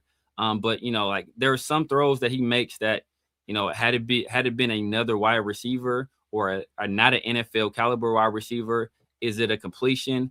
No, possibly not. Think about the touchdown. Like he had a touchdown last game that was over the middle of the field that was kind of high that Becker came down with. He had one similar to on this game. I forget exactly who it was to, but it was another situation where the ball was high and he had middle of the field open. So he didn't have to throw a high ball, where a guy has to jump and make an acrobatic catch. He could have just let the receiver. There was nobody else over there, and the receiver could have made been a much easier completion and a much easier catch. So I think he has some of those problems, but that's like nitpicking. I think overall he's a very, very good prospect. Yeah. So some people, they're throwing stuff out there, right? Sort of a one read guy, but he's very decisive when he runs. He runs. Jason Mendoza's biggest weakness: internal clock, pocket discipline, and breakdown fairly quickly. Let's see, Coach. You're saying I'm not sure if he has any weaknesses other than coming off like Beaver Cleaver. There's we're going to get into it. Easy kid, Raiders. Mendoza checks all the elements. Plus, he has it between the ears. High IQ. He will be the last one out of the locker room with Crosby. Okay, yes, but let me know the weaknesses. John, appreciate you, man, with another super chat. Only weakness: looks like a taller, faster Peyton Manning. I don't know if that's a. Yeah. I'll take that weakness. That's like when you're in a job interview and they're like, "Oh, like what are your weaknesses?" Like, I just care too much, and I just work too hard sometimes. Is that a weakness? But I'll take that weakness, John, for sure. Kevin Lurker, ball placement is insane. Yes, okay. I need to see some. There's a lot to like about him, without question, but definitely want to see just some weaknesses. All right, MGs. Mendoza doesn't protect himself while he's running. Needs to learn how to slide. Also, he does need to learn how to slide. His slides are ugly. I'm not gonna lie. Needs to learn how to slide. Also, his O-line is really good, so no adversity, and he seems to try and make Heisman throws every single time. Let's see. Okay. All right. All right. I got quite a bit here. Again, guys, do me a favor. Hit that hashtag Raiders. If you got some feedback on this. So I went back and I watched every game. And the way that I do is I go back and I watch every single throw, every game. You can go to YouTube. You can find there's actually one guy that does literally just all Fernando Mendoza's throws, right? And you gotta, at the same time, you gotta understand the down and distance, the situation, stuff like that. And so that's definitely what I pay attention to. And so I went back and I watched every single game, every throw. There's without question more pros or more strengths than weaknesses. But I think he also presents a lot of question marks about how does the play that you see on the field, what he does it translate to the NFL? And I'll give you one really quick example before I get into the strengths and weaknesses. The Indiana game. This past Oregon game. He was as perfect as it gets. I think he had 3 incompleted passes. He had 5 touchdowns. But what I started to notice as I'm watching the game is that almost 90% of his throws are one read timing throws. That's what he is. It's a one read timing throw. And I know a lot of people have talked about how he's so good against pressure, against the blitz. The thing is that offensive line does a very good job of picking up the blitz. But he also does a very good job with his pre-snap and post-snap reads that he gets the ball out so quick. And the thing is that when you watch him throughout the entire season, he gets that ball so quick, and it's a one read, whether it's an RPO or it's a very nasty, trust me, it's a very nasty back shoulder fade. That throw to Surratt, that's been working all season long. But if you look at 90% of his throws, it's a one read timing route. And the question that I have is that when you watch him get moved off his spot, when you watch him have to go through the progressions, if you watch his eyes, he drops his eyes very quickly when he moves off his spot. He drops his eyes and he wants to run. In addition to that, so I struggle with just what is his pocket presence going to look like when he does have pressure? That's one question mark that I do have with him. Can he continue to keep his eyes downfield? How is his accuracy as he goes through his progression? It was one of my biggest knocks on Shedeur Sanders last year. Is when you watch Shedeur Sanders, because he wanted to be such an athlete, he allowed his arm to do the work when he'd get to his third and fourth progression and his accuracy drops. You kind of see that with Fernando as he goes through his progression. And so, but again, you don't see a lot of it because 90% of his throws are literally one read timing throws. And they're so good at it. Now, his accuracy on that is on point. His ball placement is on point. What, like, you look at every throw he had in that Oregon game, that throw that was for a touchdown on the out route in the I guess front part of the end zone. That was on point. That was a beautiful throw. The back shoulder throws, the deep balls that he was throwing, just placing them beautifully. So when he can set his feet, when he's confident in the throw he's going to make, it is as beautiful as you can see. But the times that he actually gets moved off of his spot and actually has to work, I have question marks on how good he actually is. Because his mobility, I think he's good enough to get third downs. If it's third and short, I think he can take off, he can run, he can get those. But I think his mobility is more like a Jared Goff. I'm seeing people start to compare him to kind of the Drake May, right? I've seen people kind of compare him to that, and I think that mobility is kind of right. Like, could he get something on third and short? I think so. But he's not going to be a guy that's just going to rip off, 15, 20 yarders. And when you see him have to move out of the pocket, his accuracy tends to drop pretty substantially. Also, when he has to actually go through his progressions and he's got to hit any type of dig routes, any type of inside slants that's not an RPO.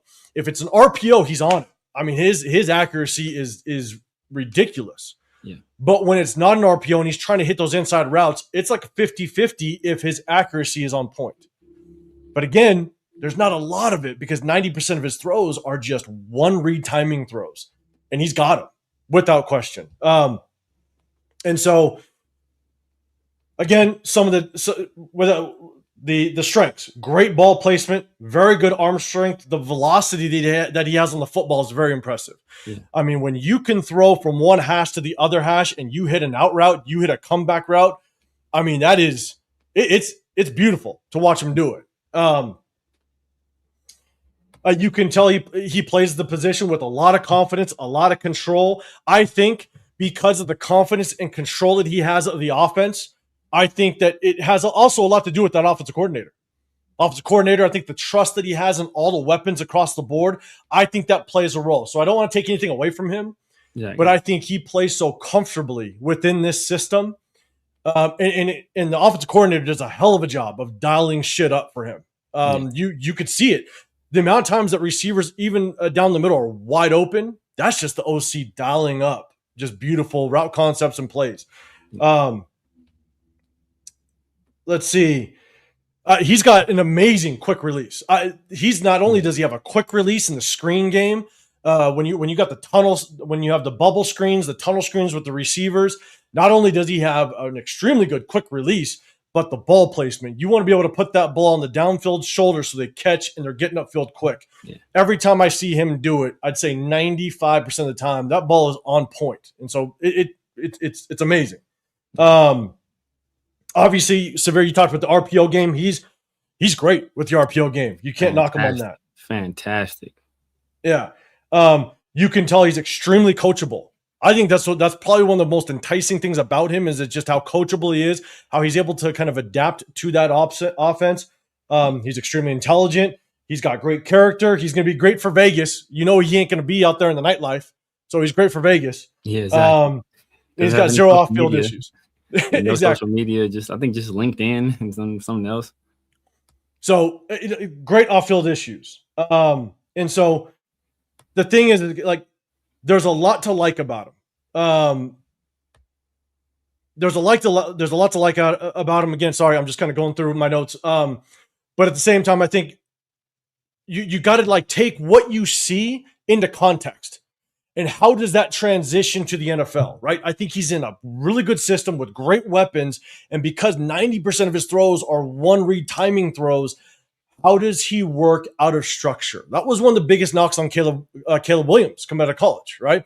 Everybody said he's great out of structure, but how does he play in structure? Yeah. And that's what Ben Johnson wanted to do for him. The thing is my biggest question is, how does Fernando Mendoza work out of structure? Yeah. Because what I see is that there's times, and go back, watch the Michigan State game. And the great part about watching the Michigan State game was that, and I apologize, I'm kind of long-winded, but if you go back and watch that Michigan State game, that was probably the most complete game that you're going to get out of Fernando, just to kind of see what he can do. Because he was moved off his spot. He had to basically get outside of the pocket. He did well. You saw some of errant throws on inside routes again when he has to kind of go through his progressions, and some of those inside routes were a little off accuracy wise. But you saw how amazing his arm is. You saw. I think that Michigan State game was probably the most complete game you're going to see out of him, and what you would hope would translate to the NFL. Because if you go look at every other game, you don't see that amount of variety in his game. A lot of his games are just the one read timing routes. But then you get the game like Ohio State. Ohio State kind of messed with him a little bit. He had to kind of move around the pocket. You could see he got flustered a little bit. And so I think Fernando Mendoza is the hardest quarterback to try to figure out how does his game and what he sees. Because, Severe, I know we kind of went back and forth as it relates to a live that you had before. And it's one thing to be like, you can watch the game. You can watch the game, but it's another to understand what you're watching. It's another to understand what you're seeing and how you digest it. Yeah. And I think Fernando Mendoza is probably one of the hardest quarterback prospects, to understand how does the game that he looks so good at, how does that translate to the NFL when now he may not have the comfort of the weapons that he has in Indiana. How does he work out a structure? Because I'm not saying he can't. Yeah. I'm just saying because I don't see it enough on film. If he's got to do that 10, 11, 12 times when he drops back to pass, he might get flustered. And so that's the part that I definitely struggle with, is how does his game translate to the NFL right now, and how comfortable is he going to be able to get working out of structure? And that's definitely one of my biggest concerns. I'm gonna stop there. Severe, any feedback on that, or do you see anything in the chat? If I'm sure they're probably yelling at me. Oh no, I think Ellis had a question. I think something we both said is, are they want to read timing throws by design, or are they want to reach because he knows who's likely to be open due to reading the coverage pre-snap? So I'll tell you to a throw he made against Alabama, and I think it was like a comeback route where it was a fantastic. Well, it may not have been comeback route, but I think it was a comeback route. But it was a fantastic throw. A fantastic throw between, like, he made in between three defenders. And, I think the wide receiver had to jump a little bit to catch it, but it was a great throw. If you watch that play, Mendoza, gets to his back pedal, so throw to his left. He gets in his back pedal. Never once does he look anywhere else but that wide receiver. So much so that I think it was a safety that was in the middle of the field ran over there, because Mendoza never looked anywhere else. His helmet never went anywhere else. And he still made that throw, despite it being in the middle of three defenders. Now, it was a fantastic throw. The guy made a good catch. It was a completion. But you see that stuff where it's like, you can't lock on to one receiver pre-snap and then make that pass and get away with it consistently. That doesn't happen often in NFL. And usually when stuff like that happens, they're taking it back the other way. And, ironically on that play, I think there was like a dig route or a crosser that came open as a result of Fernando Mendoza locking on to that receiver. Now, had this been a situation where he was looking off the safety, he could have came back to that dig route, to that crosser and completed a pass to him as soon as he crossed the safety's face, and that probably goes for a touchdown. But he locked onto that one receiver and he met the throw. And, so like, that's why I think it's built into the offense. I don't think it's pre-snap reads. And so, and I agree, like, but a lot has to do with Mendoza being able to understand the matchups, right? He loves his receiver Surratt. And I think a lot has to do with the trust that he has. Back shoulder fades have a lot to do with the trust that you have in the receiver you're throwing to. And so, but I do think that a lot of the one read timing routes is a great dial up of the offensive coordinator. You're understanding your mismatches. You're understanding the down and distance, and you're dialing up extremely good plays. But it's also great on Mendoza for seeing it, recognizing it. And the thing is, it's never going to work unless you have a quarterback that can put the ball in the right spot. And Mendoza is great at it. Exactly. I mean, when he can plant his feet and he sees it, it really is a thing of beauty. I'm not going to lie. And Severe, we've talked about even quarterback evaluations. Like that's one of the biggest things that I look for is ball placement. Now, but I also want to know, how is your ball placement when you're on the run, when you're working out of structure? His ball placement when he can get the ball out quick and it's one read timing routes. Yeah, it's a thing of beauty. Yeah. But how can you do it when you're moved off your spot? Yeah. And that's, again, it's just a question. I'm not saying he can't do it. Yeah. I just don't see enough of it. That's the problem. Like Indiana was so damn good and they executed the RPO and the offense and everything so well. I just don't see enough of it to know, is he going to be able to truly do it on a consistent basis in the NFL? I just don't know. Yeah, I mean, so one thing, because there was a play where he was pressured, right? And, this is not – so we don't want to judge a guy by one player or by one game. Like everybody wants – now all of a sudden Moore is like terrible because he had one bad game against a team he was overmatched against. But, one thing when you're kind of looking at, like you look at Moore, right? And you look at that first play where he threw that pick six.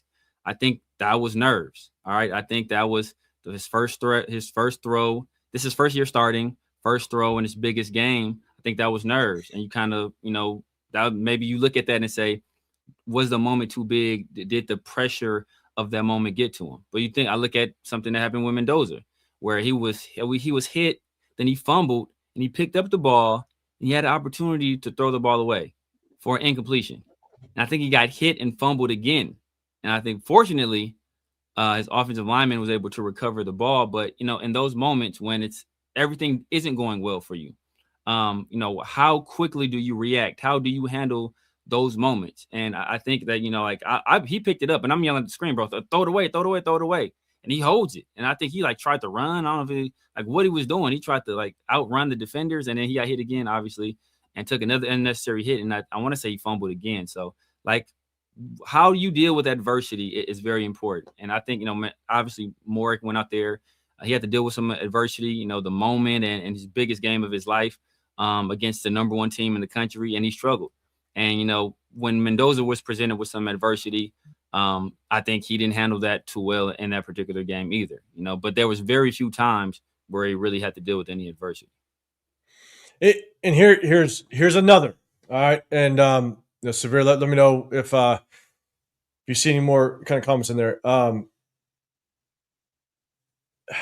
one thing that I also know is going through every single game, every single throw, is as a quarterback, you're going to have those moments multiple times in the game. The best quarterbacks have the ability to kind of throw your receiver open, move them to open space.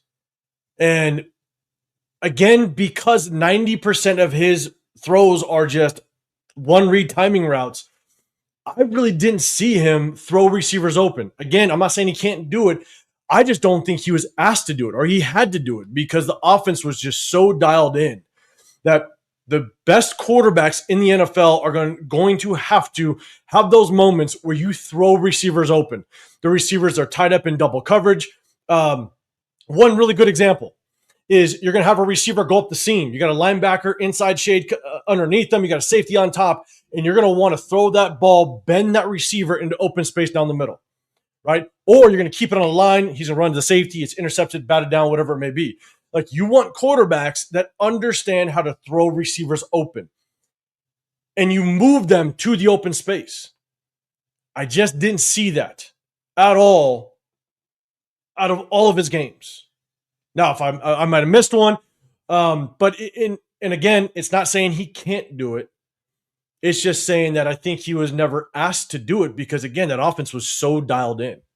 And I mean, I don't know what his average time of release was, but I gotta believe he had easily one of, if not the quickest release in college football because they ran that RPO game so efficiently. And look, you just look at the Oregon game. He got rid of that ball so quick because everything was just pre-snap. He sees it, like the matchup, bang, plant that last drop step, ball's out.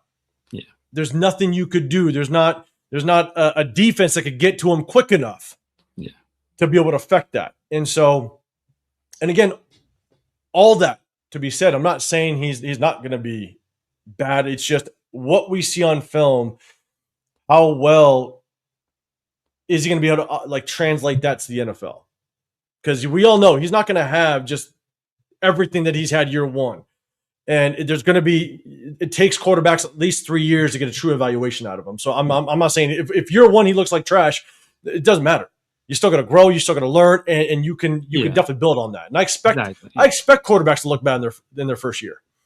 Exactly, and we shouldn't judge him based off his first year. That wouldn't be a fair evaluation of him because it took him some time at Cal, right? Like this, Indiana's the only place where he kind of hit the ground running. He kind of struggled early on his first year at Cal. He got better second year, and then he got with Signetti and over Indiana, and it was bam. He took off, like a rocket ship. And I think that in the NFL, he's gonna probably go through some growing pains.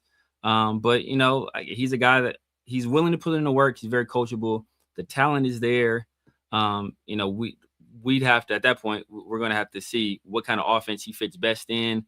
What kind of receivers we need to surround him with, because it looks like he likes those big physical guys with like big catch radiuses that can, he can throw a ball to, like, obviously you look at that touchdown catch to I think it was to Becker, like along the sideline, where he like high points the ball with the defender in perfect spot. It was a good throw, but it was an amazing catch by a guy high pointing the ball. So he's going to need those kind of receivers. I mean, a guy like Jacoby Myers probably would have thrived with Mendoza, but obviously that ship has sailed. So we're going to have to surround him with weapons, give him some protection, and give him an offense that kind of accentuates his strengths. Yeah, and so Derek Carr, you're saying if Brock Bowers is the first read, then we're Gucci. And again, that's why it's just seeing, is it going to translate? Because the NFL's defensive schemes are so complicated. I think that's why, and we were talking about this on the last live, I think that's why quarterback play in the last few years has been so up and down. Even the top tier quarterbacks, their numbers are up and down. They have a really good game, they have a bad game. They have a really good game, they have a bad game. They have a mediocre game. It's because defenses have become so sophisticated that you really don't know what covers they're in. You go look at Brian Flores' defense. Yeah. Brian Flores, basically, he runs a shell defense, 2 high safeties. You don't know. Is he in a cover 2? Is he in quarters? Is he in a palms look?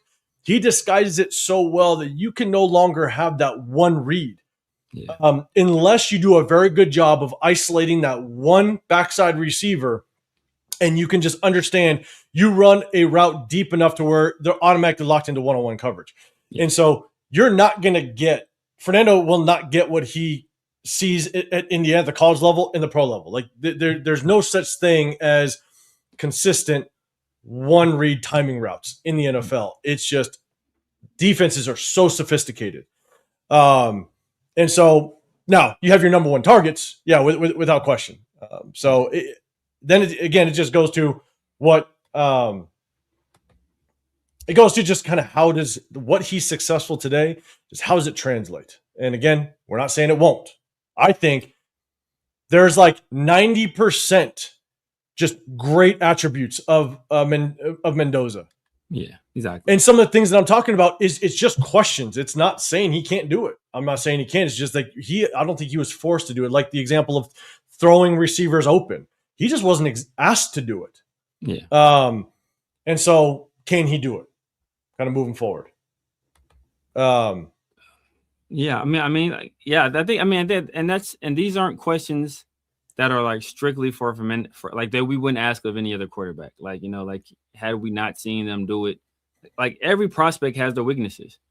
So your job is to see how those weaknesses or how those successes, how they translate to the NFL. Like, how will teams try to take advantage of Fernando Mendoza at quarterback? Or how will how will he fit into an NFL offense? Like, those are things you have to look at, because obviously he's making that jump. So I think these are the questions you want to be asking. Yeah. So, again, that's just kind of an assessment. Like, and it's saying it whereas there's not a single prospect coming out of college that's going to be perfect. And so it's just trying to figure out where the strengths, where the weaknesses. And I think we all can agree. I mean, Mendoza, his strengths are far beyond weaknesses, and even the weaknesses are just kind of question marks. Exactly. You know what I'm saying? Because I'm telling you, like, you look at the arm talent, the intelligence, just the ball placement.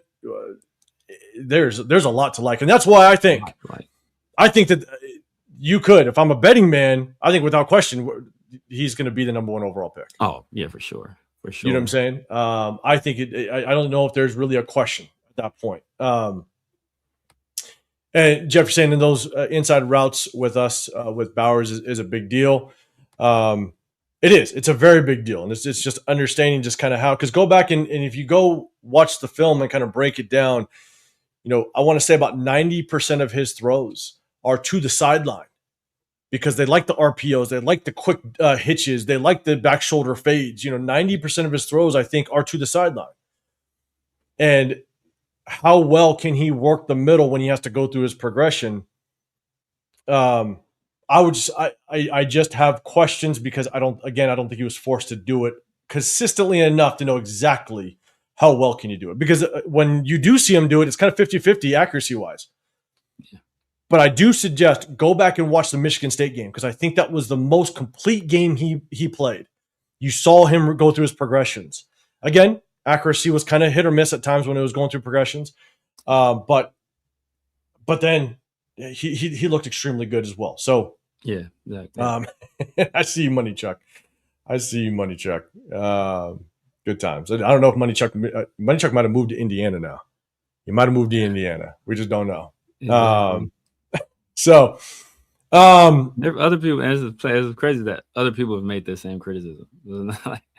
Like plenty of other people made the same criticism. Yeah, and I think that's where it's tough, because I don't even look at it as like criticism. It's just questions. Exactly. That's it. You know what I'm saying? Like, that's the hard part. And so, but a lot of people, like Money Chuck, we talk about Genty, a lot of people will take it as hate. And that's where it's tough. I'm easy. Did you see the critique of Mendoza from former Jet scout Daniel Kelly? I did not. I saw it. That's not, to me. It just came off as hate. It didn't come off as like critique. It came off as a guy that was looking for attention. So he's trying to throw a hot take out there by criticizing the number 1 prospect that that people basically universally think is the number 1 QB prospect in this draft class. And he said he's like a 4th round guy or something like that. Like, I didn't take that guy seriously at all. Yeah. And Big Mike, man, throwing some shout out to my memberships. Dog, Mike. That's severe, man. Shout out to you, brother. Man, if you guys haven't done so already, man, make sure y'all head over to Big Mike's channel, man. Make some great content over there, man. And he breaks down all the prospects.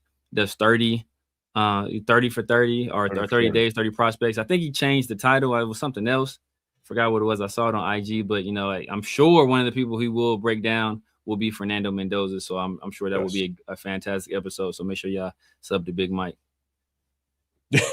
King, appreciate it. Hey, you're not gonna get like banned.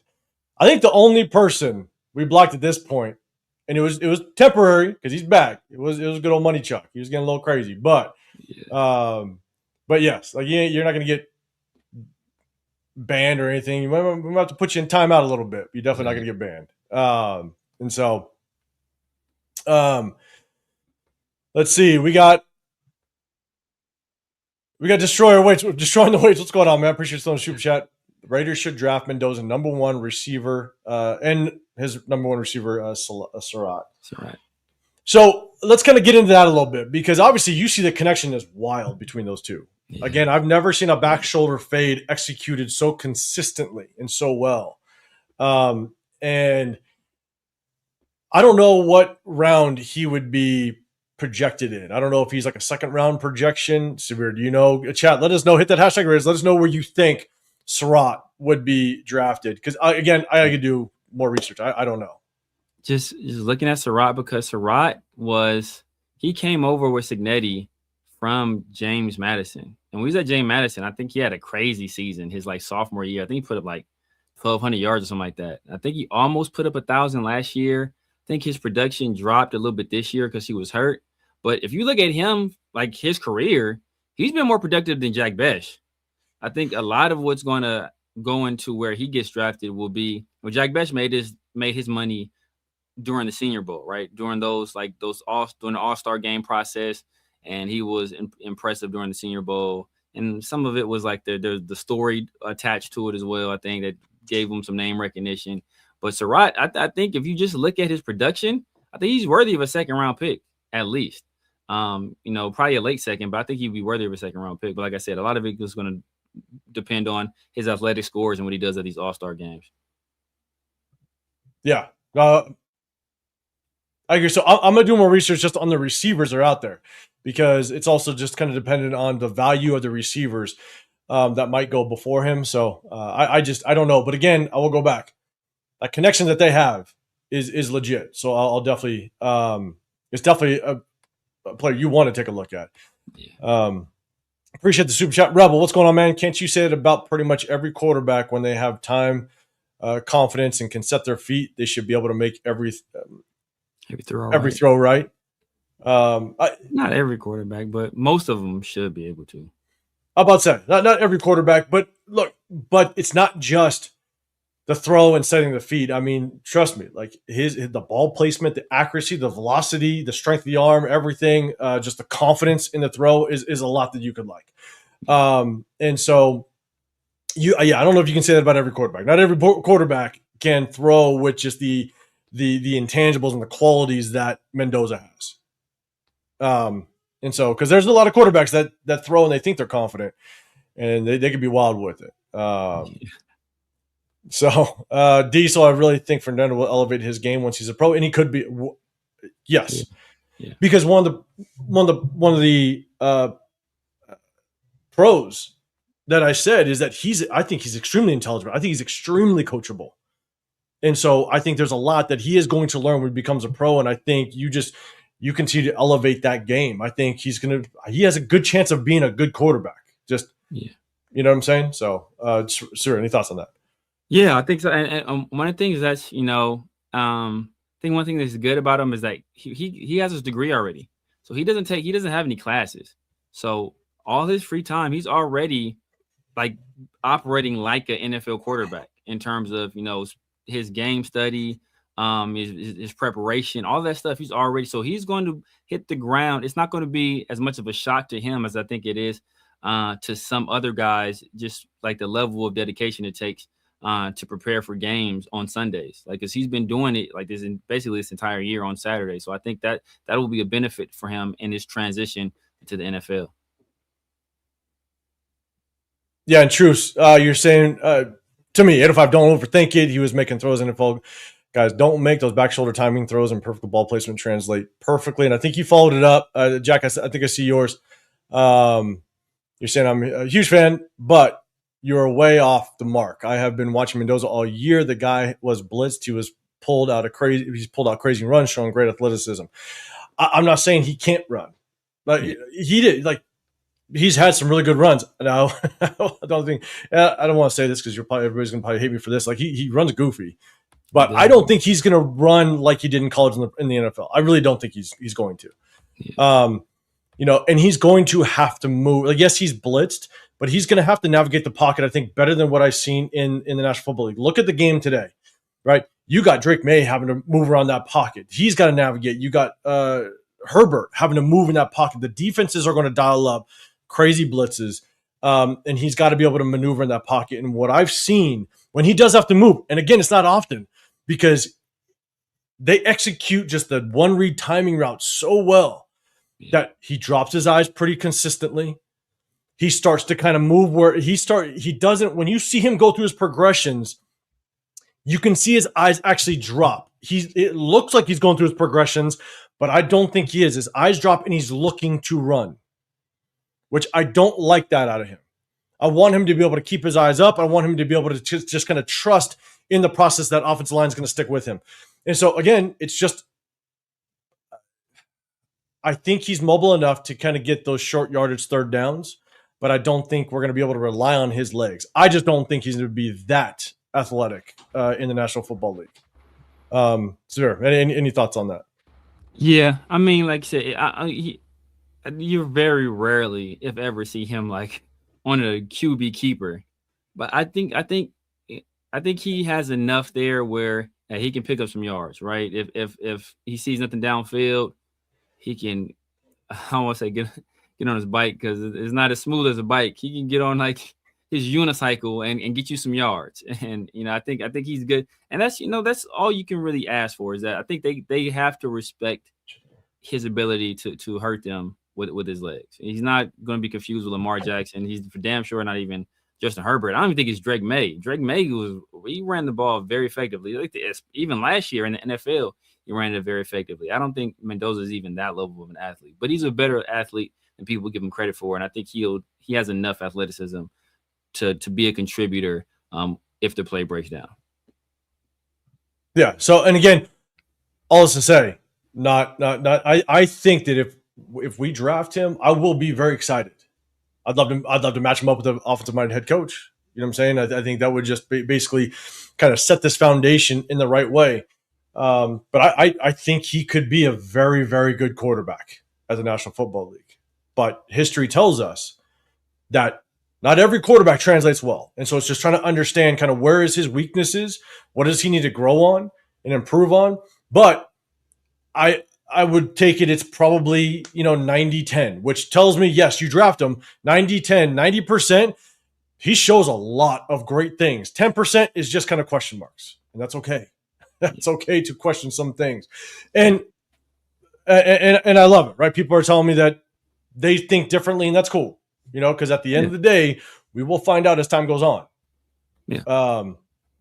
And so let's see. All right. We got D-Rock, you're saying first, hold on, D, so you're saying, so if everyone is so worried about Mendoza, who would you not be worried about? Say which QB? Are you talking all of them?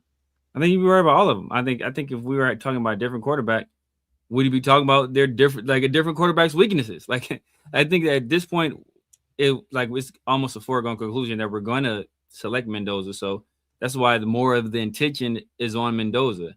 Had this been Dante Moore, I think 805 would have spent all night watching Dante Moore, and he would have come up here with a criticism about Dante Moore's offense. So I think, like we're talking about Mendoza because this is a subject of conversation. Like, it's not like every prospect has concerns. Ruben Bain has concerns. Arvell Weiss has concerns. Like, like everybody has concerns. Like, that's just part of being a prospect. Yeah, and Choose Fine, going back, you said he's hard to read. He was making all the reads and perfect ball placement. How is perfect ball placement, the progression hard to translate to the NFL? It's because if you watch him, it's because it's like he's playing catch. If you watch him, watch the Oregon game. He's literally just playing catch with his receivers. He's not getting moved off his spot. He can plant his feet perfectly. And so it's about, is that ball placement going to continue when he's moved off his spot, when he has to get out the pocket, when he's on the run? And again, I'm not saying he can't do it. It's just that he wasn't forced or asked to do it very often. A lot of his throws, 90% of his throws, was literally look like he's just playing catch with receivers. And that doesn't fault him. Yeah. That doesn't fault him at all. Because when he's playing catch with his receivers, it's beautiful. Yeah. Ball placement, everything. It's just trying to understand how effective is he going to be? Because in the NFL, he's going to get moved off his spot. In the NFL, he's going to have to create his own plays. In the NFL, he's going to have to throw receivers open. But because I really don't see him throwing receivers open because he isn't asked to do it or doesn't have to do it, I'm just questioning, like, I'm just wondering, can he do it? Yeah. So it's like we said, he went into that game and he had basically all the advantages. but he took advantage of those advantages. Sometimes a guy goes into a game, he has advantages, he doesn't exploit them. Mendoza executed, and that was the most important thing. You want to see a guy in that situation execute. Like, you can only beat who's in front of you. And so, it's not his fault that he has the superior team. Like, he went out there with a job to do, and he did it an exemplary job. Like, you won't take anything away from him in that regard, but you still have questions inside of that performance where, okay, he did this really well. How does this look in the NFL?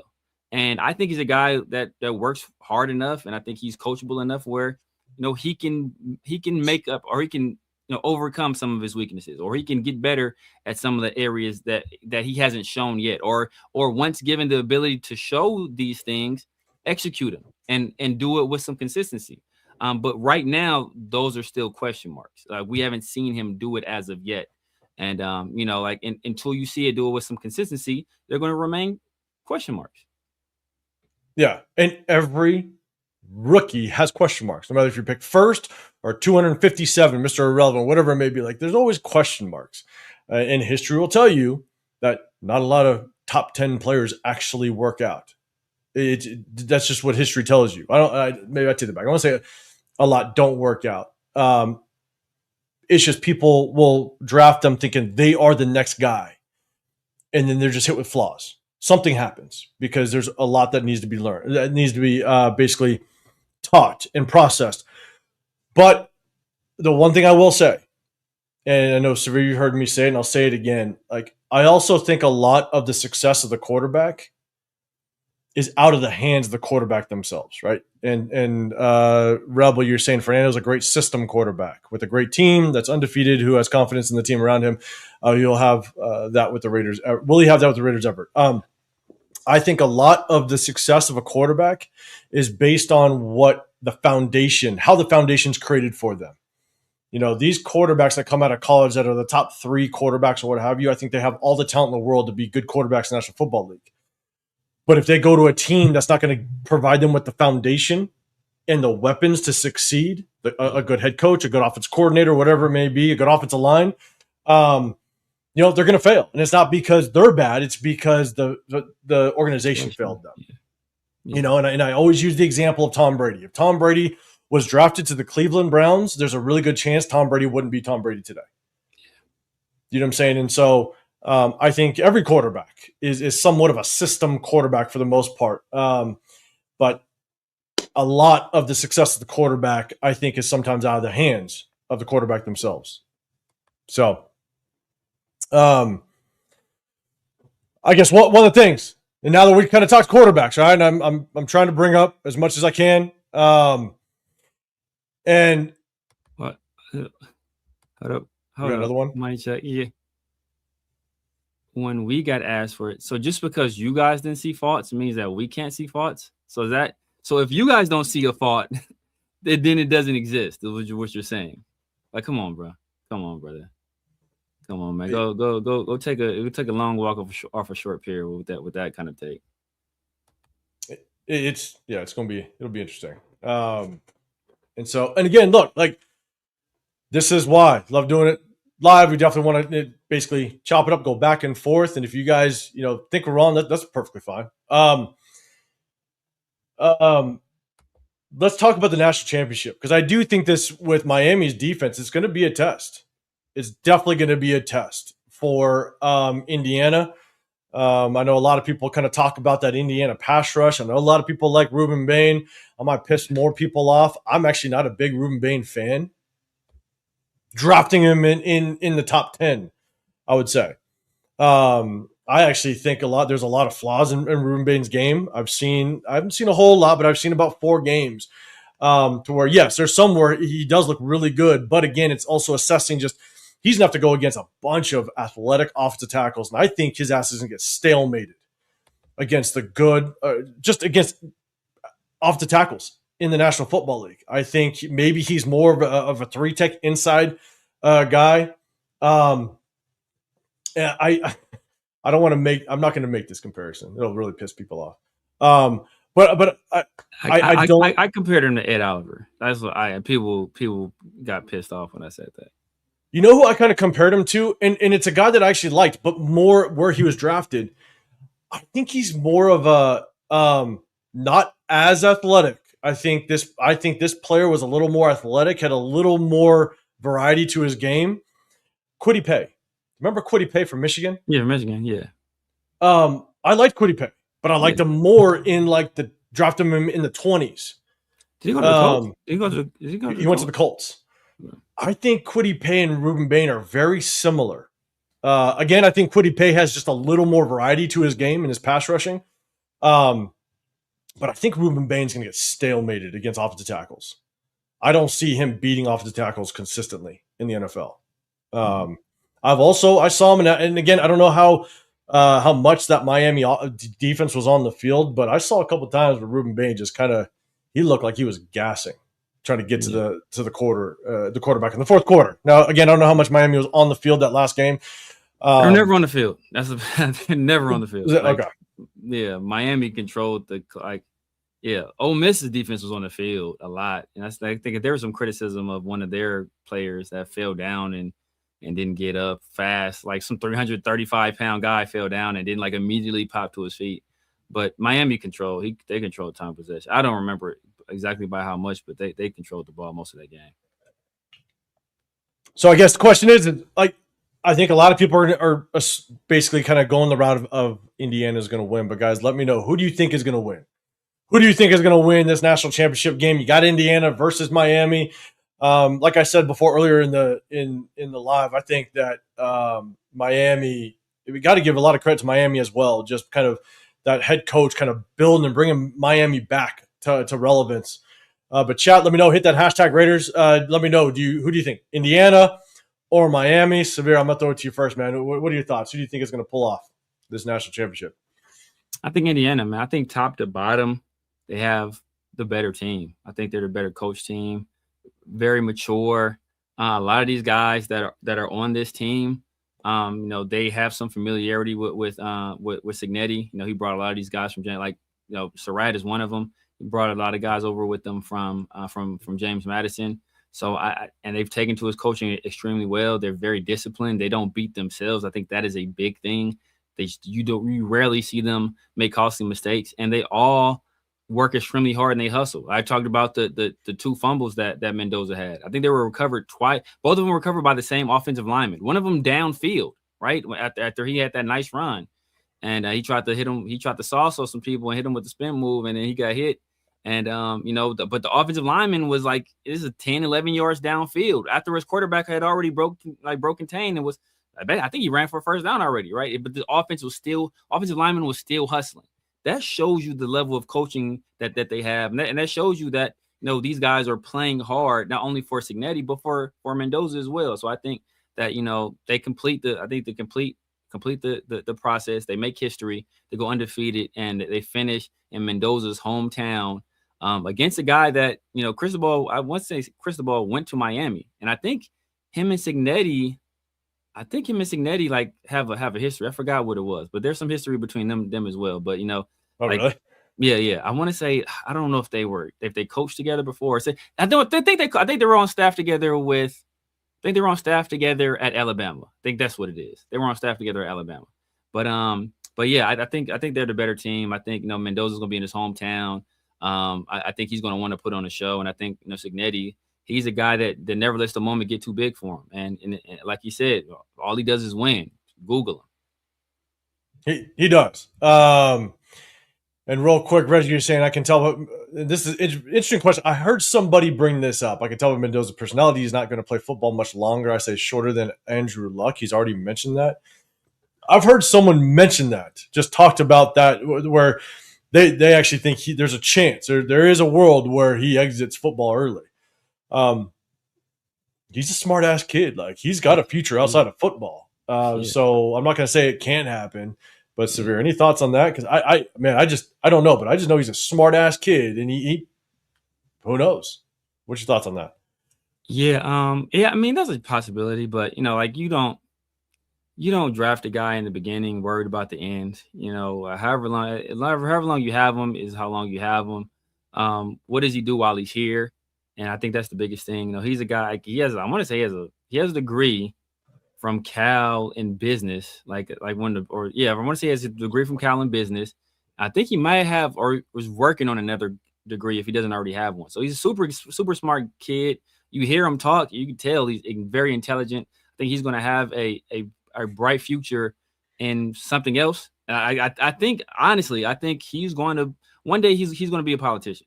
I can see it. He's going to be a politician one day, and he's going to be like mayor of Miami or something like that. He's going to be a politician one day. You can see it.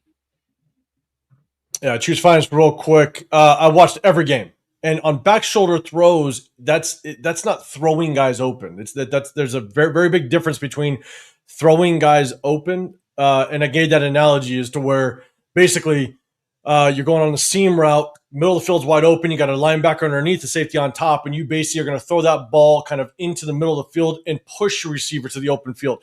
A lot of the best quarterbacks, the good quarterbacks, can do that and do that very well. And you have to do that because the way just defenses are very just kind of sophisticated. And again, a back shoulder fade is very different. Back shoulder fade isn't throwing a guy open. And so, but I watched every single one of them. And we're going to do game. We're going to break this thing down. We're going to break this thing down. And it'll give you guys the opportunity that if I'm seeing it wrong, then let me know. Let me know without question. Also, throwing with anticipation as well. So something else. Like a back shoulder throw, you can see a back shoulder throw. Like that's something you see. It's not something like that's not there or like an opening that's not there yet, and then you anticipate it being there. A back shoulder throw is you see the guy is over the top, so you throw it behind him. You know, you still takes very good ball placement to be able to make that throw, but you know, and trusting your receiver that you guys are recognizing the same thing. But you know, like that's not a anticipatory throw where there's not throwing a guy open. That's making the throw the throw that's there to be made is that back shoulder throw. It's there to be made. Yeah, so I'm so far behind the chat. I'm literally 30 minutes behind the chat. My bad. Oh, there's over 300 people in the building. Appreciate y'all. If you guys do like it, or if you're like Money Chuck, you don't like it, you don't have to double tap the screen. But if you do like it, double tap the screen.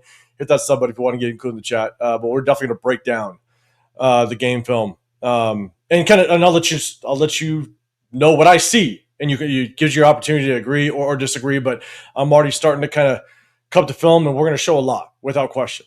And so, all right, shoot, let's do this real quick. We got a ton of, and again, I apologize, I'm behind the chat. We have a ton of head coaching news that has popped up. We got a lot of guys that are basically now kind of confirmed. Interviews have been requested. I don't know if the coaches have actually confirmed the interviews and have accepted it, because obviously the last head coaching cycle, we had a ton of coaches that refused it. So we'll see just kind of how it works out. But there is a name that I think a lot of us have been kind of watching out for. Severe, I know you've been watching out for it.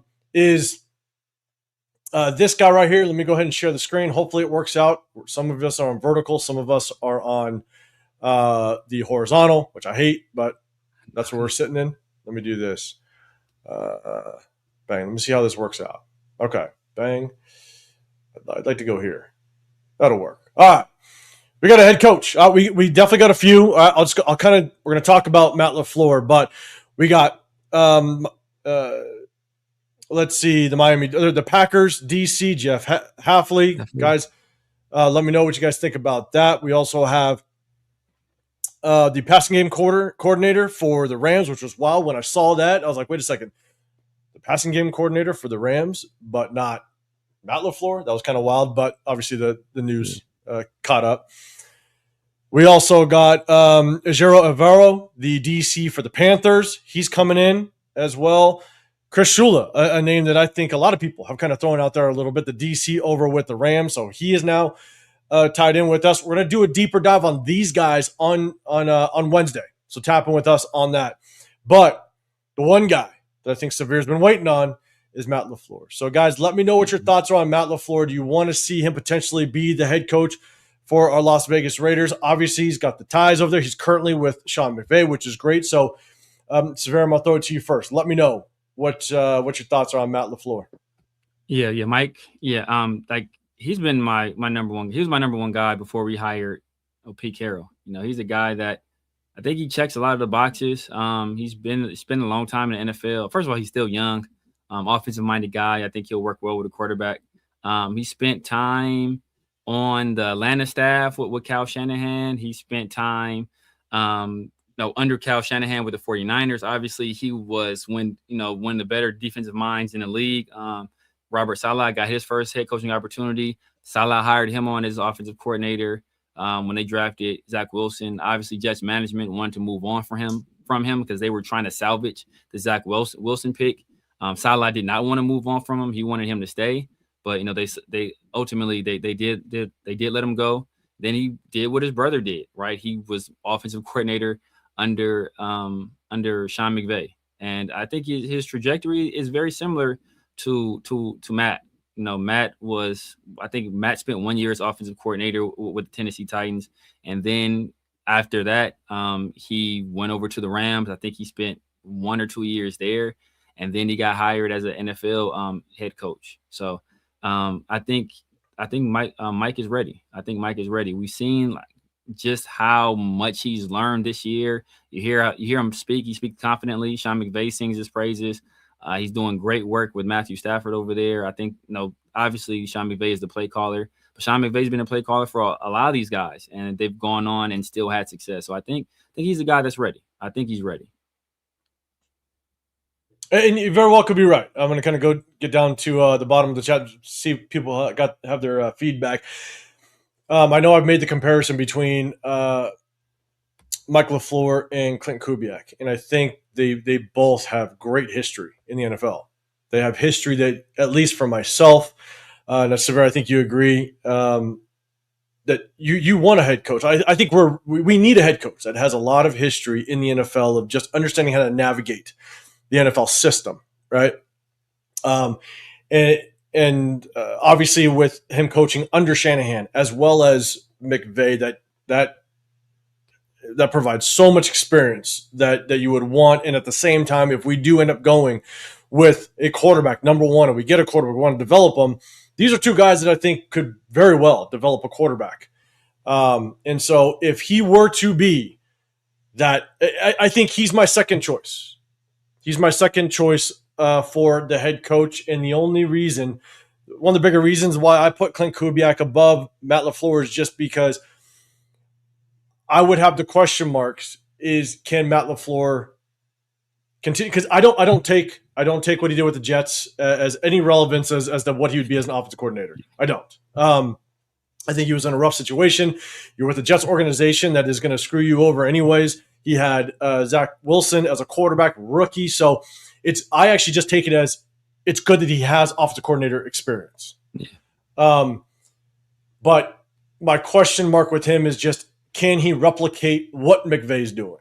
Once he's in the driver's seat, is he going to be able to do that? And the thing is, with Clint Kubiak, I think he's showing that he could at least be able to coordinate an offense at a good level, right? What he's doing with Seattle. I know when he was with the Saints, there was a lot of injuries that kind of happened during his stint over there.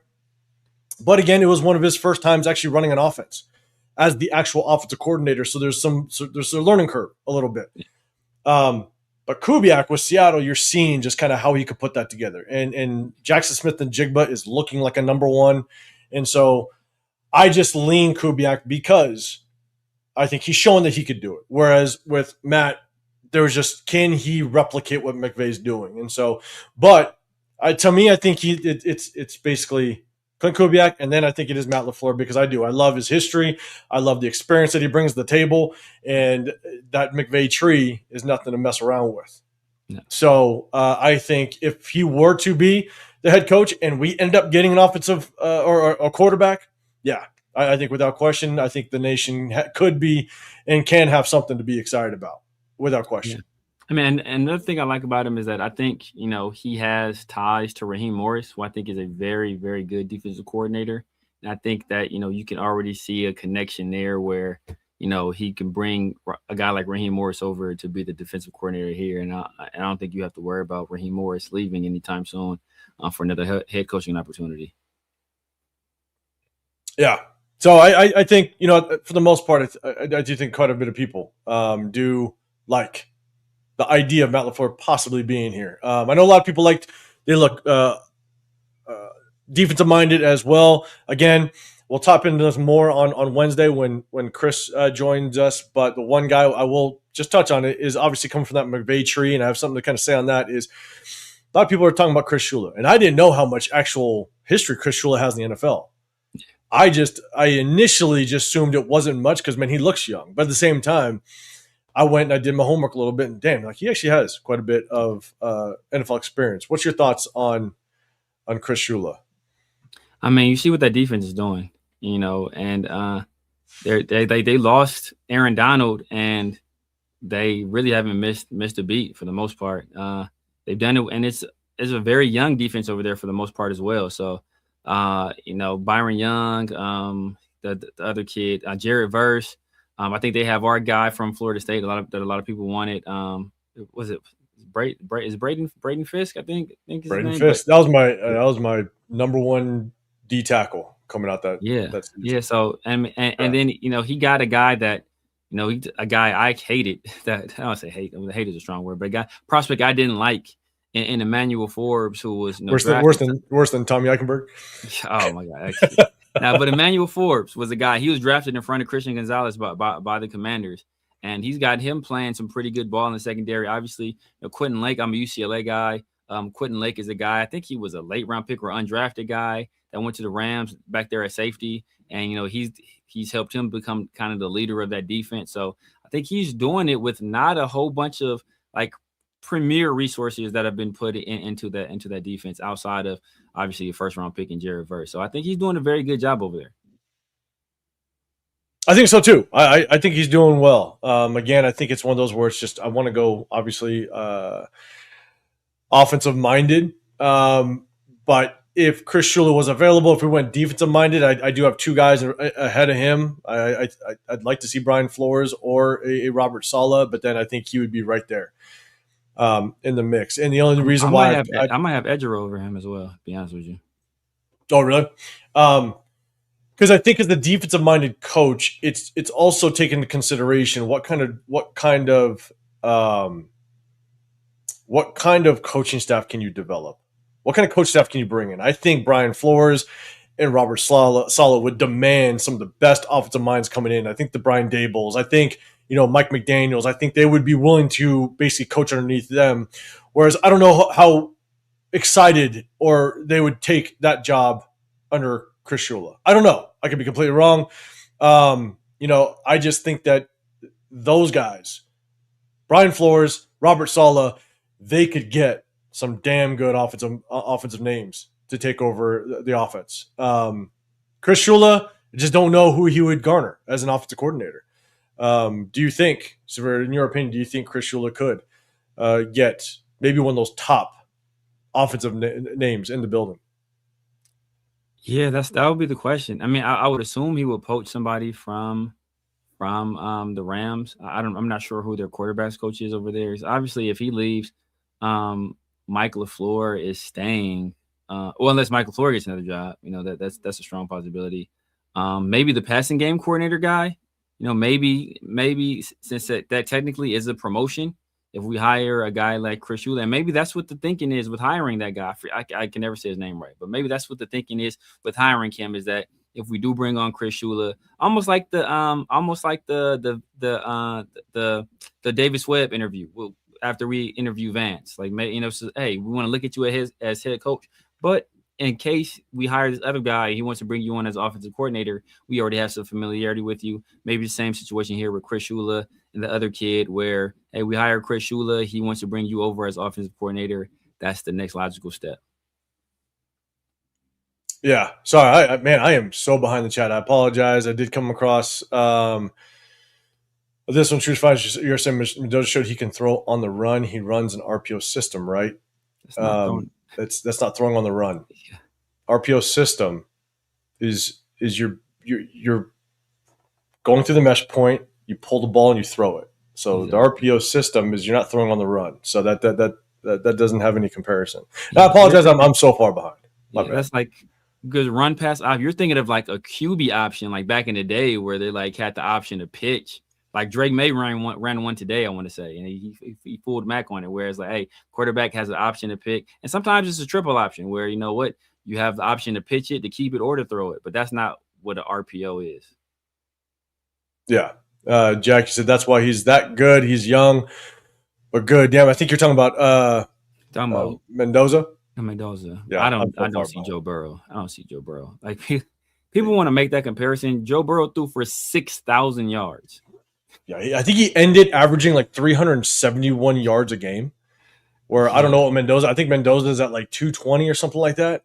Yeah. I don't know if it's less than. I don't know, but making the Joe Burrow comparison, I think is rough. He is rough. I think Mendoza has a stronger arm. I think Joe Burrow is also another guy that was very underrated as an athlete. I think their athleticism is probably about the same, but Joe Burrow's his superpower was his anticipation, his ability to throw with anticipation and throw guys open was otherworldly. Now, obviously, he had a lot of weapons there. He had 3 NFL wide receivers on his team, but I think Mendoza has 3 NFL wide receivers on his team as well.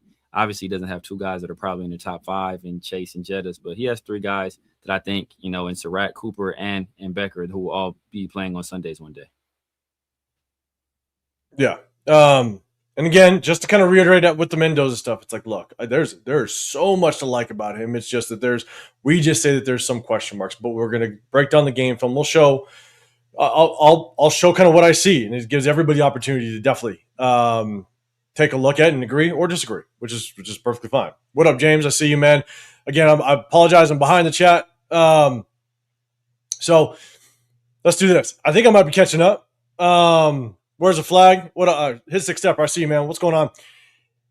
If Sane was in this draft, who goes first, Mendoza or Sane?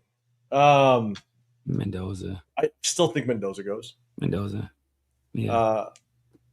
Because again, it's I haven't watched. I'm not doing a deep dive on Ohio State. You know what I'm saying? The kid's not available. I'm not really doing a deep dive again. I wait to really dive into the film after our season's done. And we're done. We lost against Kansas City. So that's when I start diving in a little bit. I think you still take Mendoza because, again, there's so much to like about Mendoza. Yeah. I think Mendoza could be a very, very, very, very good quarterback as long as you build the foundation, and that goes for any quarterback, but as long as you build the foundation, you have the right weapons, the right offensive coordinator, the offensive mind to kind of help him develop him, because every quarterback has to be developed out of the college level. And so I still, just based on the little that I've seen Ohio State play, I still think it's Mendoza, and I think it's actually a pretty far margin for Mendoza, in my opinion. Yeah, I agree. I mean, people want to talk about accuracy. Julian saying, I think he broke the Division I record for like completion percentage, I want to say. But I'm still going. Just physical tools, like everything. I lean, and just about everything. I lean Mendoza. Basically, just about every category. Yeah, I mean, I agree. So, okay. All right, let's see. Yeah, man, choose 100%. Like, and that's here's my thing. That's what I like. The back and forth and everything. You guys have heard me say it before. I'm not the end all be all. Like, this is just my opinion. Yeah. But I like to break down game film to kind of show it, and then it gives everybody the opportunity to agree or disagree or point out things that, again, I may have missed. Now, like I've said, because I have coached it for a very long time and played it for a long time, I think I can speak to it. But again, it doesn't mean that I catch it all or I know it all. So that's why I love breaking down game film live. It'll be fun. We're going to do it for a lot of prospects. Yeah. So, Mopar, real quick. Okay, we talked about, sorry again, that's 8:31. Yeah, I'm about 20 minutes behind. I'm going to catch up with the chat, I promise. Let me bring us back up to the big screen. Oh, my bad. Hold up. Let me bring Severe back. Y'all just don't want to look at me. Mopar, which top free agents should we target? I think it's offensive line, and let's just go. Let's go offensive line. Let's go that route. That's what I want to go after. Severe, your thoughts, real quick. Yeah, offensive line, Braden Smith, Linderbaum. I think those are 2 guys right out the door. I'm not sure what receivers are available, but maybe a receiver. If we don't get one via the draft, or we're not planning on getting one via the draft, maybe another running back, because I'm pretty sure I don't see us keeping our backfield. Outside of Genty, I don't think any of those guys return. So I think probably need another running back or 2. Yeah, no, Raider, while you're saying, hey, Matt LaFleur will be available tomorrow. It'll be Yeah, crazy if he is. he may, yeah, he may. Be But wild. after blowing that lead, it's pretty crazy. What's your thoughts on that? Because someone asked that question earlier in the live. So what's your thoughts on that?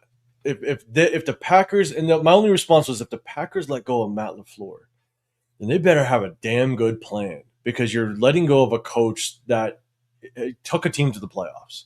Yeah. And so I would believe that your expectation is the next guy is going to take you to the playoffs, Yeah. which is tough for a first year quarterback or a first year coach to do. So, question is, like, who do you think? Like, if they let him go, who do you think they would potentially have their head on to try to bring in? And I just mentioned because I saw Matt LaFleur, I was like, or Mike LaFleur, that'd be crazy. That'd be crazy. What are your thoughts? I don't think they do that.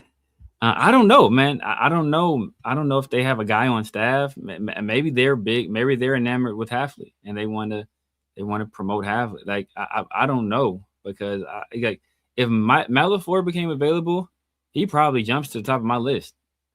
He probably jumps to the top of my list just for what he's been able to do. I mean, Maybe he probably jumps to the top of my list, man. And he's done it with multiple quarterbacks. Obviously, Jordan Love is a young guy.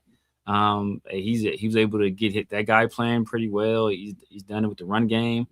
They don't really have like top weapons right now, wide receiver. Ever since they got rid of Devontae, his Romeo Dobbs and Dontavius Wicks and Jaden Reed, like Watson, like those aren't premier guys at wide receiver. So he's still been able to get production out of Love even with those guys. So I think he's done an admirable job, and I think we've seen at Green Bay they've cracked the code on developing quarterbacks.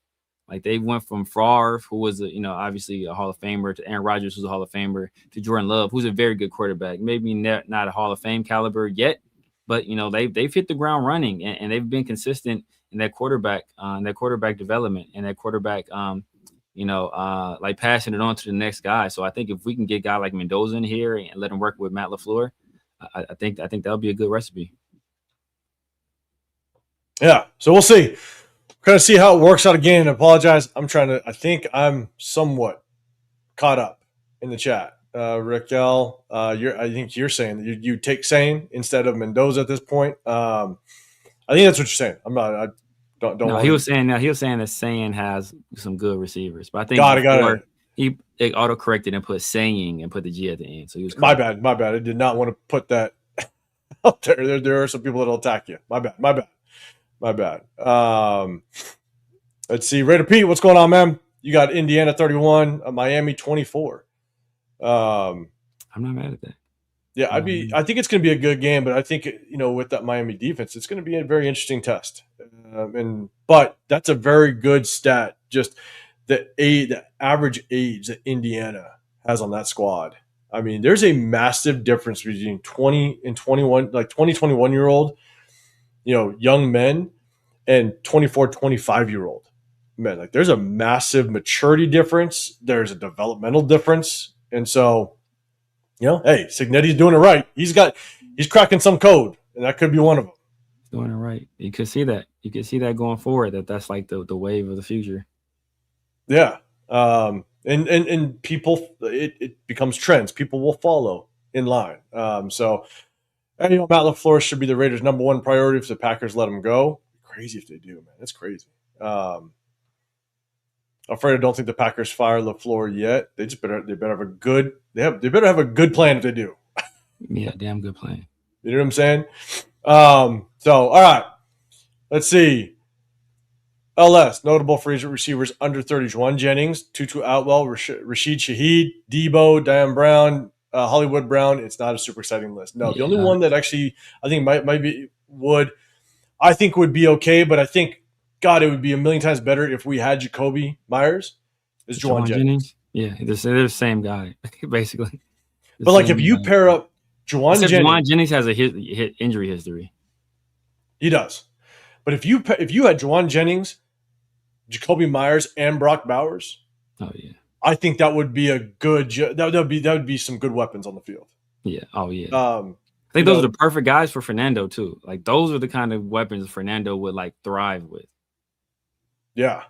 All the other guys like Rashid Shaheed, he's a gadget guy in my opinion. Tutu Outwell, he's very He's a one small guy. dimensional. Yeah, very small. Debo, he'll be 30 pounds overweight by training camp. Severe. Anybody else kind of? No, I mean, yeah, like I don't want any of those guys. I mean, to be honest with you, and the reason why Juwan Jennings is a free agent is because he wants to get paid. Like like the 49ers didn't want. It's like saying it's Jacoby again. Like like it's Jacoby all over again. He wants to get paid. The 49ers didn't want to pay him. I think he's actually older than Jacoby, if I recall correctly. So we didn't want to pay Jacoby Myers, but if we would go out and pay Juwan Jennings what he wants, which is essentially what Jacoby got with the Jaguars, maybe a little bit more for a guy that's older with the injury history, and that he's been heard to have some attitude problems, and he's a Tennessee receiver. Like, those guys, those are guys that are missing the league. Perry Stevenson said Minter as head coach and Williamson as from Miami for OC. Severe, what's your thoughts on that? I have a small take on that. Jesse Minter, I mean, I would like for him to get some more experience at the NFL level before we hire him as a head coach, to be honest with you. And that's actually my exact point with Jesse Minter. I just don't like how his inexperience, his lack of history in the NFL. I think if you take a guy like Jesse Minter and put him as a head coach, your front office has to be so on point and so dialed in to help kind of mold him into a good head coach. And I think we were talking about this on the live last Wednesday. If he went to the Ravens, if he did get a head coaching job, if he went to the Ravens, that would actually be a really good spot for him. Yeah. Because that front office is so dialed in, the GM, owner, everything, that I think it would help kind of mold a young head coach, an inexperienced head coach. We just don't know what we have in the front office right now. And history tells us it's been an absolute mess. And can I just add to that? Tom Brady being in the broadcasting booth, and we got all these head coaches that we're trying to bring in and interview, and he's taking 90% of his time in a goddamn broadcasting booth. I'm pissed. Like, Tom Brady, you're either all in or all out. And right now you ain't all in, so get your ass the hell out. Like, I'm done. I mean, if Mark Davis is going to release a statement that he is going to be part of 50% of the decision making as it relates to the next head coach, why the hell aren't you 110% in Henderson, in that practice facility, making sure you're dialed in on this process? Because if you miss your name, if we miss the next head coach, your name is written all over this. And so far, everything that has your name written on it has failed miserably. Yeah. So I was pissed. I knew he was going to be the broadcaster, but when I heard his voice, man, it pissed me off even more. Any thoughts on that, Severe? Or am I being? Yeah, for this stage of the process, you want, like, throughout the year, does he have to be there on a day-to-day basis? No, I mean, not really. But at this stage right now, where you're making essentially the most important decisions you'll be making as a franchise in regards to who's going to be the next head coach, what are you going to do with the number one overall pick? What's your plan for free agency to support, assuming you take a quarterback number one overall, to support that quarterback and make, the conditions as conducive to success as possible? He should be an integral part of that. Like, he should be spending a lot more time drilling down with the decision makers. And it's just hearing him on broadcast. It's it does bother me a bit. Yeah, 'cause, I mean, like you said, right? And we've said it before. This is easily the most important decision this Raider franchise has had to make in the last 20 plus years. Because if you get this wrong, you're gonna lose the Raider fan base. Like, the Raider fan base can be so pissed off if you got this wrong, and then they can always point back to Mark Davis said Tom Brady and John Spytek can be part of the decisions of the next head coach, and everything he has touched so far has failed. Whether it's get Ben Johnson, he was tied to Chip Kelly, and look, he's not here, so ultimately it didn't work out. Matthew Stafford, Cam Miller, like, everything has been reportedly touched to tied to Tom Brady, it's failed. So he better fucking get this shit right. John Rodriguez, man, appreciate the super chat you're saying, Caleb Vaughn and Spillane, our free agents. Two guys I did not want to get rid of last offseason. But the hard part is I think we have to figure out who our DC is going to be before we figure out who's going to come over here. God, I'd love to see us be more of a 3-4 type of defense. I love a 3-4 defense, but we'll definitely got to see. Severe thoughts on Caleb Vaughn and Spillane, free agents. You want to see them possibly come back? Caleb Vaughn, yeah, I'd love to bring Caleb Vaughn back to replace Tyree. I mean, I don't think we should ever let him go, to be honest with you, especially for the deal that he got. Essentially, we gave that deal to Kuntz. Kuntz, that's far that really hasn't paid dividends. He showed some flashes late, started to come on a little bit, but Caleb Vaughn, from pillar to post, from like preseason camp, we were hearing that Caleb Vaughn was probably one of the more disruptive guys on that defensive line for the Patriots, and now obviously he finished off by having a pretty effective game against the Chargers. So we'd love to see that guy over here, but I think the Patriots, they're a smart team. They're going to take care of him. Yeah, I agree, man. John, I appreciate the super chat. Quirk, you're saying no Merrick or JJ mentions. Oh, my bad. Did you click on one? My bad. No, I didn't click on anything. No. Oh, you said no Merrick or JJ mentions, but we should have paid them. I know you mentioned JJ. I think for JJ, it kind of goes back just the talks of the running back position. Yeah. That's why I wasn't a fan of drafting a running back early, because the free agency money doesn't warrant you re-signing a running back at a high cost. No. Unfortunately, like that's just what unless it like it's a Saquon, right? It's the final piece of the puzzle. Yeah. If it's not the final piece of the puzzle, then free agency doesn't warrant you bringing back a high-paid running back when you have so many other needs and so many other position needs. Yeah, which sucks. I hated seeing him leave the building. Yeah. Is there any thoughts on that? Yeah, I've been against paying running backs forever. Like I was against paying JJ. Like I'm not for paying running backs. I was happy going with the running back by committee. Now, had I known that we'd let JJ go and then a year later just draft a running back and pay him the second most guaranteed money at the position in the NFL, then I would say, well, damn, we might as well just keep the commodity that we know that has been successful. But obviously that wasn't the path they chose to take. And so I would have loved for JJ to stay here. Merrick, Merrick, the last few years, when they start putting him down in the box, playing him a little bit closer to the line of scrimmage, I think that was a Patrick Graham decision. I don't know if Pete Carroll would have used him the same way, possibly, because I think that's something that he did at TCU was he actually played nickel corner at TCU at times. He was a post safety and he played nickel corner too. So that was something that's a skill set that translates well. I think he probably does it better than Jeremy Chin at this level. But I don't know how much Pete Carroll valued him being a player to keep here. Yeah, no, I agree. I'm not sure why any defense coaches would even want to come here. We don't have anybody on defense apart from Max, and he might get traded. Who's the next best, or who's our next best? Butler? That's a very interesting question. So outside of Max, who is our next best defender? Who's the next best defender that we could basically hang our hat on if Max were to leave the building? And you all know, like, I am an Adam Butler fan, but I also know he's just an interior defensive tackle, right? And he's not the best in the league. He's not even close to the best in the league. I think he's effective. Yeah. Without question, he needs help next to him. But, I will say, I'll be honest, I'm looking across the board, and I think our next best that we would probably have to bring back, if you just look at overall play, it might be a Landon Roberts. I mean, I don't know. I don't know how good this guy is. Qualify that. I don't know how good this guy is because he saw so little work that it's hard to judge accurately. But it would probably be our best defender outside of Max would probably be Eric Stokes.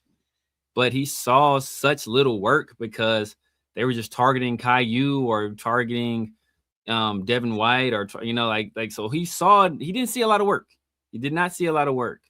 But just in terms of if you look at like the advanced statistics and stuff like how many yards they give up in coverage or per snap or something like that, like he's one of the best guys in the league, but he just didn't get a lot of work. He did not get a lot of work.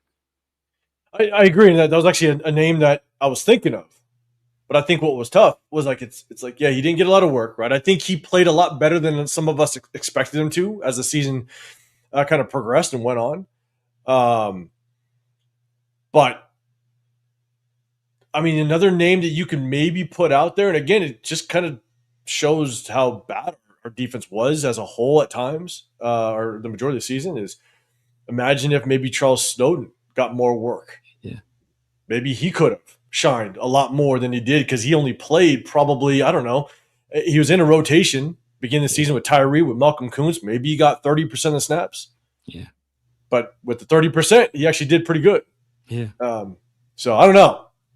Tien, you're saying real quick, if A.J. Brown's available, would you open to trade or look for free agency Alec Pierce? I like Alec Pierce. I'm not. A.J. Brown. A.J. Brown's too strong of a personality for a guy like not especially not if we draft Mendoza, like because you don't want to. Like that's why like if we draft Mendoza, I'm staying away from Pickens. I'm staying away from A.J. Brown because like they will put unnecessary pressure on Mendoza to throw them the ball consistently. They won't be shy about it. And they don't like they're the type of guys that they don't care who knows, don't care if the head coach knows. They're going to put that kind of pressure on Mendoza. And you don't want him to have that kind of pressure. You want him to know I'm not going to one person. I'm going to whoever is the best option on this particular play against this particular coverage. That's what you want him feeling. And when you have personalities and talents like A.J. Brown and George Pickens, that puts a lot of pressure on them to kind of force feed those guys the ball, especially if you pay those guys a lot of money, because us, the fans, we want to see them get involved as well. And then you got the fantasy people where they're going to be yelling about A.J. Brown not getting yards and stuff like that. Like, you don't want to put that kind of pressure on them. No. And I'm going to go back up because Moon's over Miami. You're saying maybe he can multitask. And I think you're mentioning of Tom Brady. Yeah. I don't want him multitasking. I don't want him to multitask, given that this is the biggest decision in the last 20 plus years. I want him 110% in the building. That's just my take. Cool, Kev. You're also saying Snowden got enough snaps to get a lifters. Come on, you think he's on truck? For his truck. But for A.J. Brown, for me, yeah, I think I just don't like A.J. Brown because I think he's a head case. Yeah, I don't want to bring him in. But Alec Pierce, man, I think I know a lot of people have talked about Alec Pierce. I had some question marks on just how, do you bring him in as a number one? I don't think so. See, no, you can't be number one. That's the thing, though. But can you bring him in as a role player? Like, it's almost like bring him in and replace Deontay Thornton. You know what I'm saying? Like, because Deontay Thornton came in, I think the Raiders drafted him as a number one, but he's not a number one. But he has that ability to be able to take the top off the defense with his speed if he was a better route runner. Yeah. But Alec Pierce has shown – he always had speed, but he's shown this year he can take the top off. Yeah.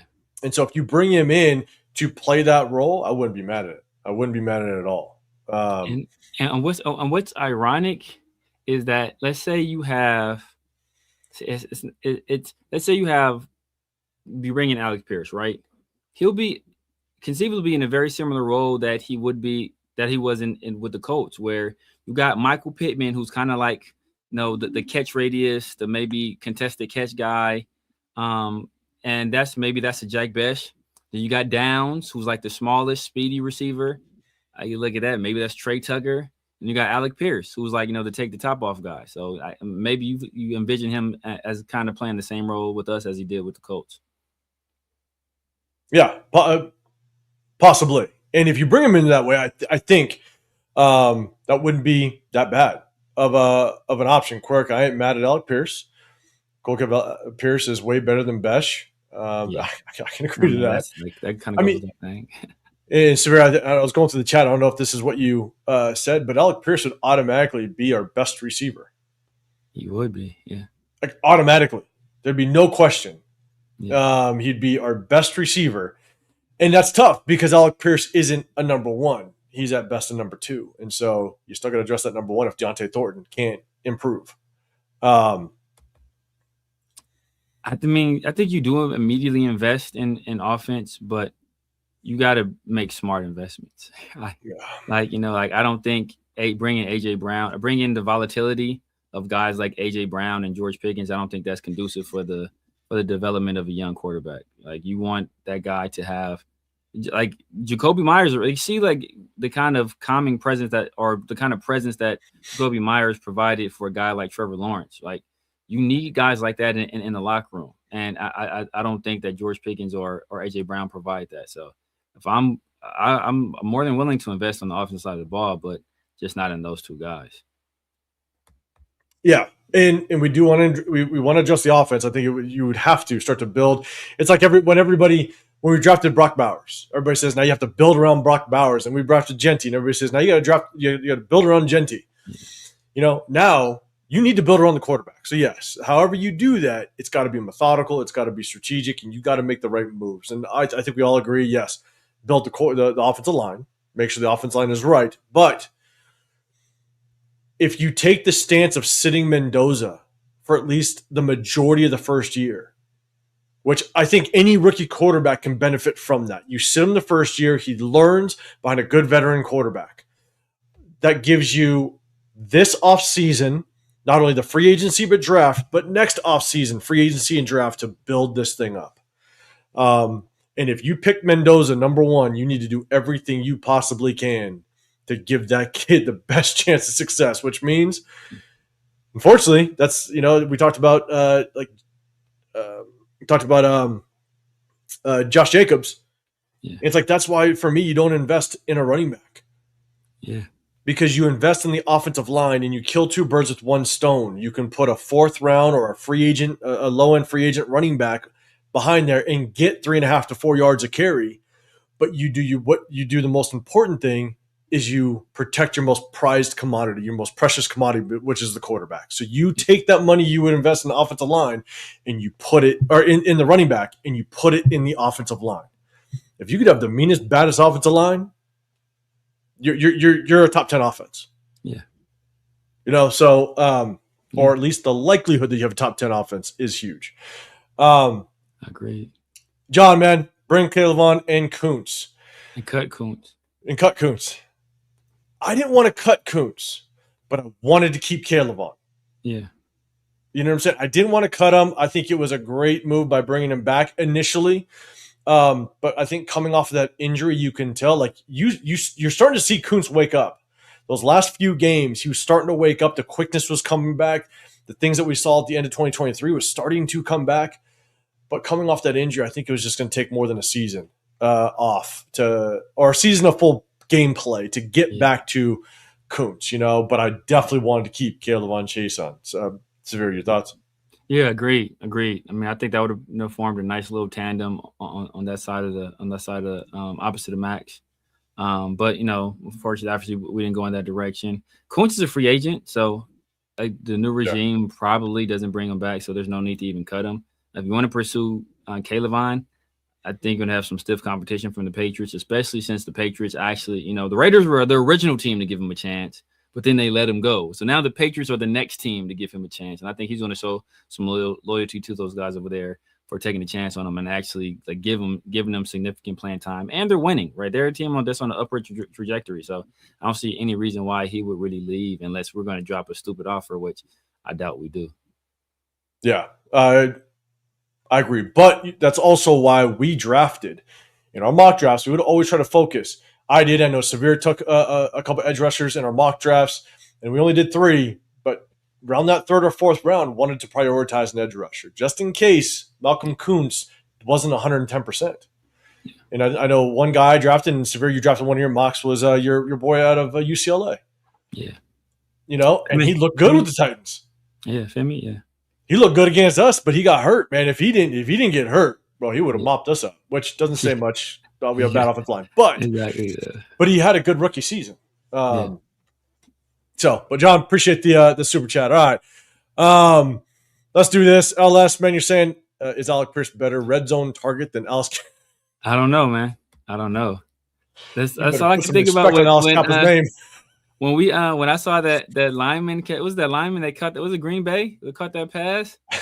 Who was it that caught they caught that pass? All I could think of was Thayer. I was like, man, Thayer's somewhere socking air right now. He is punching air, mad that should have been him. That should have been him. Okay, here's the the big boy was moving. That big boy was moving. He had that thing tucked. He was toting that rock. He tried a little too much. He got a little too. He put a little too much sauce on his nugget, but he was toting that rock though. Too much dip on his chip. Here's one thing. Raider Outlaw, you said Forrest Thomas is not going to walk away with $300 million. It sucks. Yeah, he won't. But this is going to be on his name if this doesn't work out. At least 50% of it. But I agree with you. So you remember when we Sweet Feet, Darren Mumford. You guys know we booked on Game Film last year, and good old Luke Getzey had Darren Mumford lined up at receiver, and it happened 2 times, 2 plays in a row, and we saw the Sweet Feet at Darren Mumford, right? Clean. I got to put a little bit. I have seen it now 3 times this season where other offensive coordinators are putting linemen out at receiver, and they're going out, and like you're just talking about, and I think this might be the same guy where I saw it. I think it was yesterday. I saw the offensive tackle going out for a pass like he was going to actually catch the pass. Yeah. I'm like, damn, okay. So maybe giving Luke Getzey that much shit was a little unwarranted because got him a lot of shit. So maybe some off. And I did see earlier, I want to say earlier in the season where, what's his name? Dan Campbell did it. I don't know whoever's calling his offense at the time. Maybe that's why the guy was fired. But I've seen some offensive coordinators do it. It was Dan Campbell. Was it? I don't know. So it's like maybe we'll put a little. Maybe the shit talking was a little rough for Luke Getzey. But yeah, look, we're gonna shut this thing down, man. We've been on here for 2 hours and 45 minutes. We appreciate it, buddy. Moon over Miami. I appreciate you. If you guys can, double tap that screen or hit the like button, depending on what screen you're watching on. Double tap that screen if you're on the vertical. If you're on the horizontal, you can hit the like button, hit the sub button if you guys appreciate what we're talking about. Again, I know we kind of went back and forth with Fernando. What's going to be really good is that we are going to break down the game film, and usually we show damn near 40, 50 plays of the game prior to. We're going to show a shit ton of plays of Fernando. We're going to take one full live and just break down his game. And if it becomes too much, we might break it into 2 separate lives because at the end of the day, there's a damn good chance, again, if you're a betting man, Fernando's going to be that number 1 overall draft pick. Yeah. And so let's do our homework. Let's just kind of see what does he bring. Look at all of the good things that he does because there's a lot. But are there some question marks and how does it translate to the NFL? We'll definitely break that thing down. And so we appreciate everybody rocking. Before you get out, double tap that screen, hit that like button. LS, I would love to see JPJ at fullback for a snap. As long as it's not JJ Pegues, we're going to be perfectly fine. All right. I get those 2 pictures. But appreciate everybody, man. Just break it down and live review it. That's what we're going to do. We're going to break it completely down live so everybody can give us our feedback and we have fun doing it. So appreciate everybody, man. We're going to be live on Wednesday. Before we get out, man, Severe, let everybody know what you got going on. It's the start of the week. Yeah, man, you guys know what it is, man. The Severe Raider, YouTube, Snapchat, TikTok, X, IG. Basically, everywhere the Severe Raider. Well, my guys, Chris from Protect the Shield, 805 Raider, Sunday and Wednesdays in the Raider War Room. And then Tuesdays and Thursdays with Pharaoh NFL with a 50-50 show and Around the Shield. So, yeah, tap in, man. Guys, stay tuned for this film breakdown, man. We're going to go down the top prospects. You guys do not want to miss that. It's going to be very educational, very informative, and it might change your mind on some guys, right? Some guys that you thought you might have liked.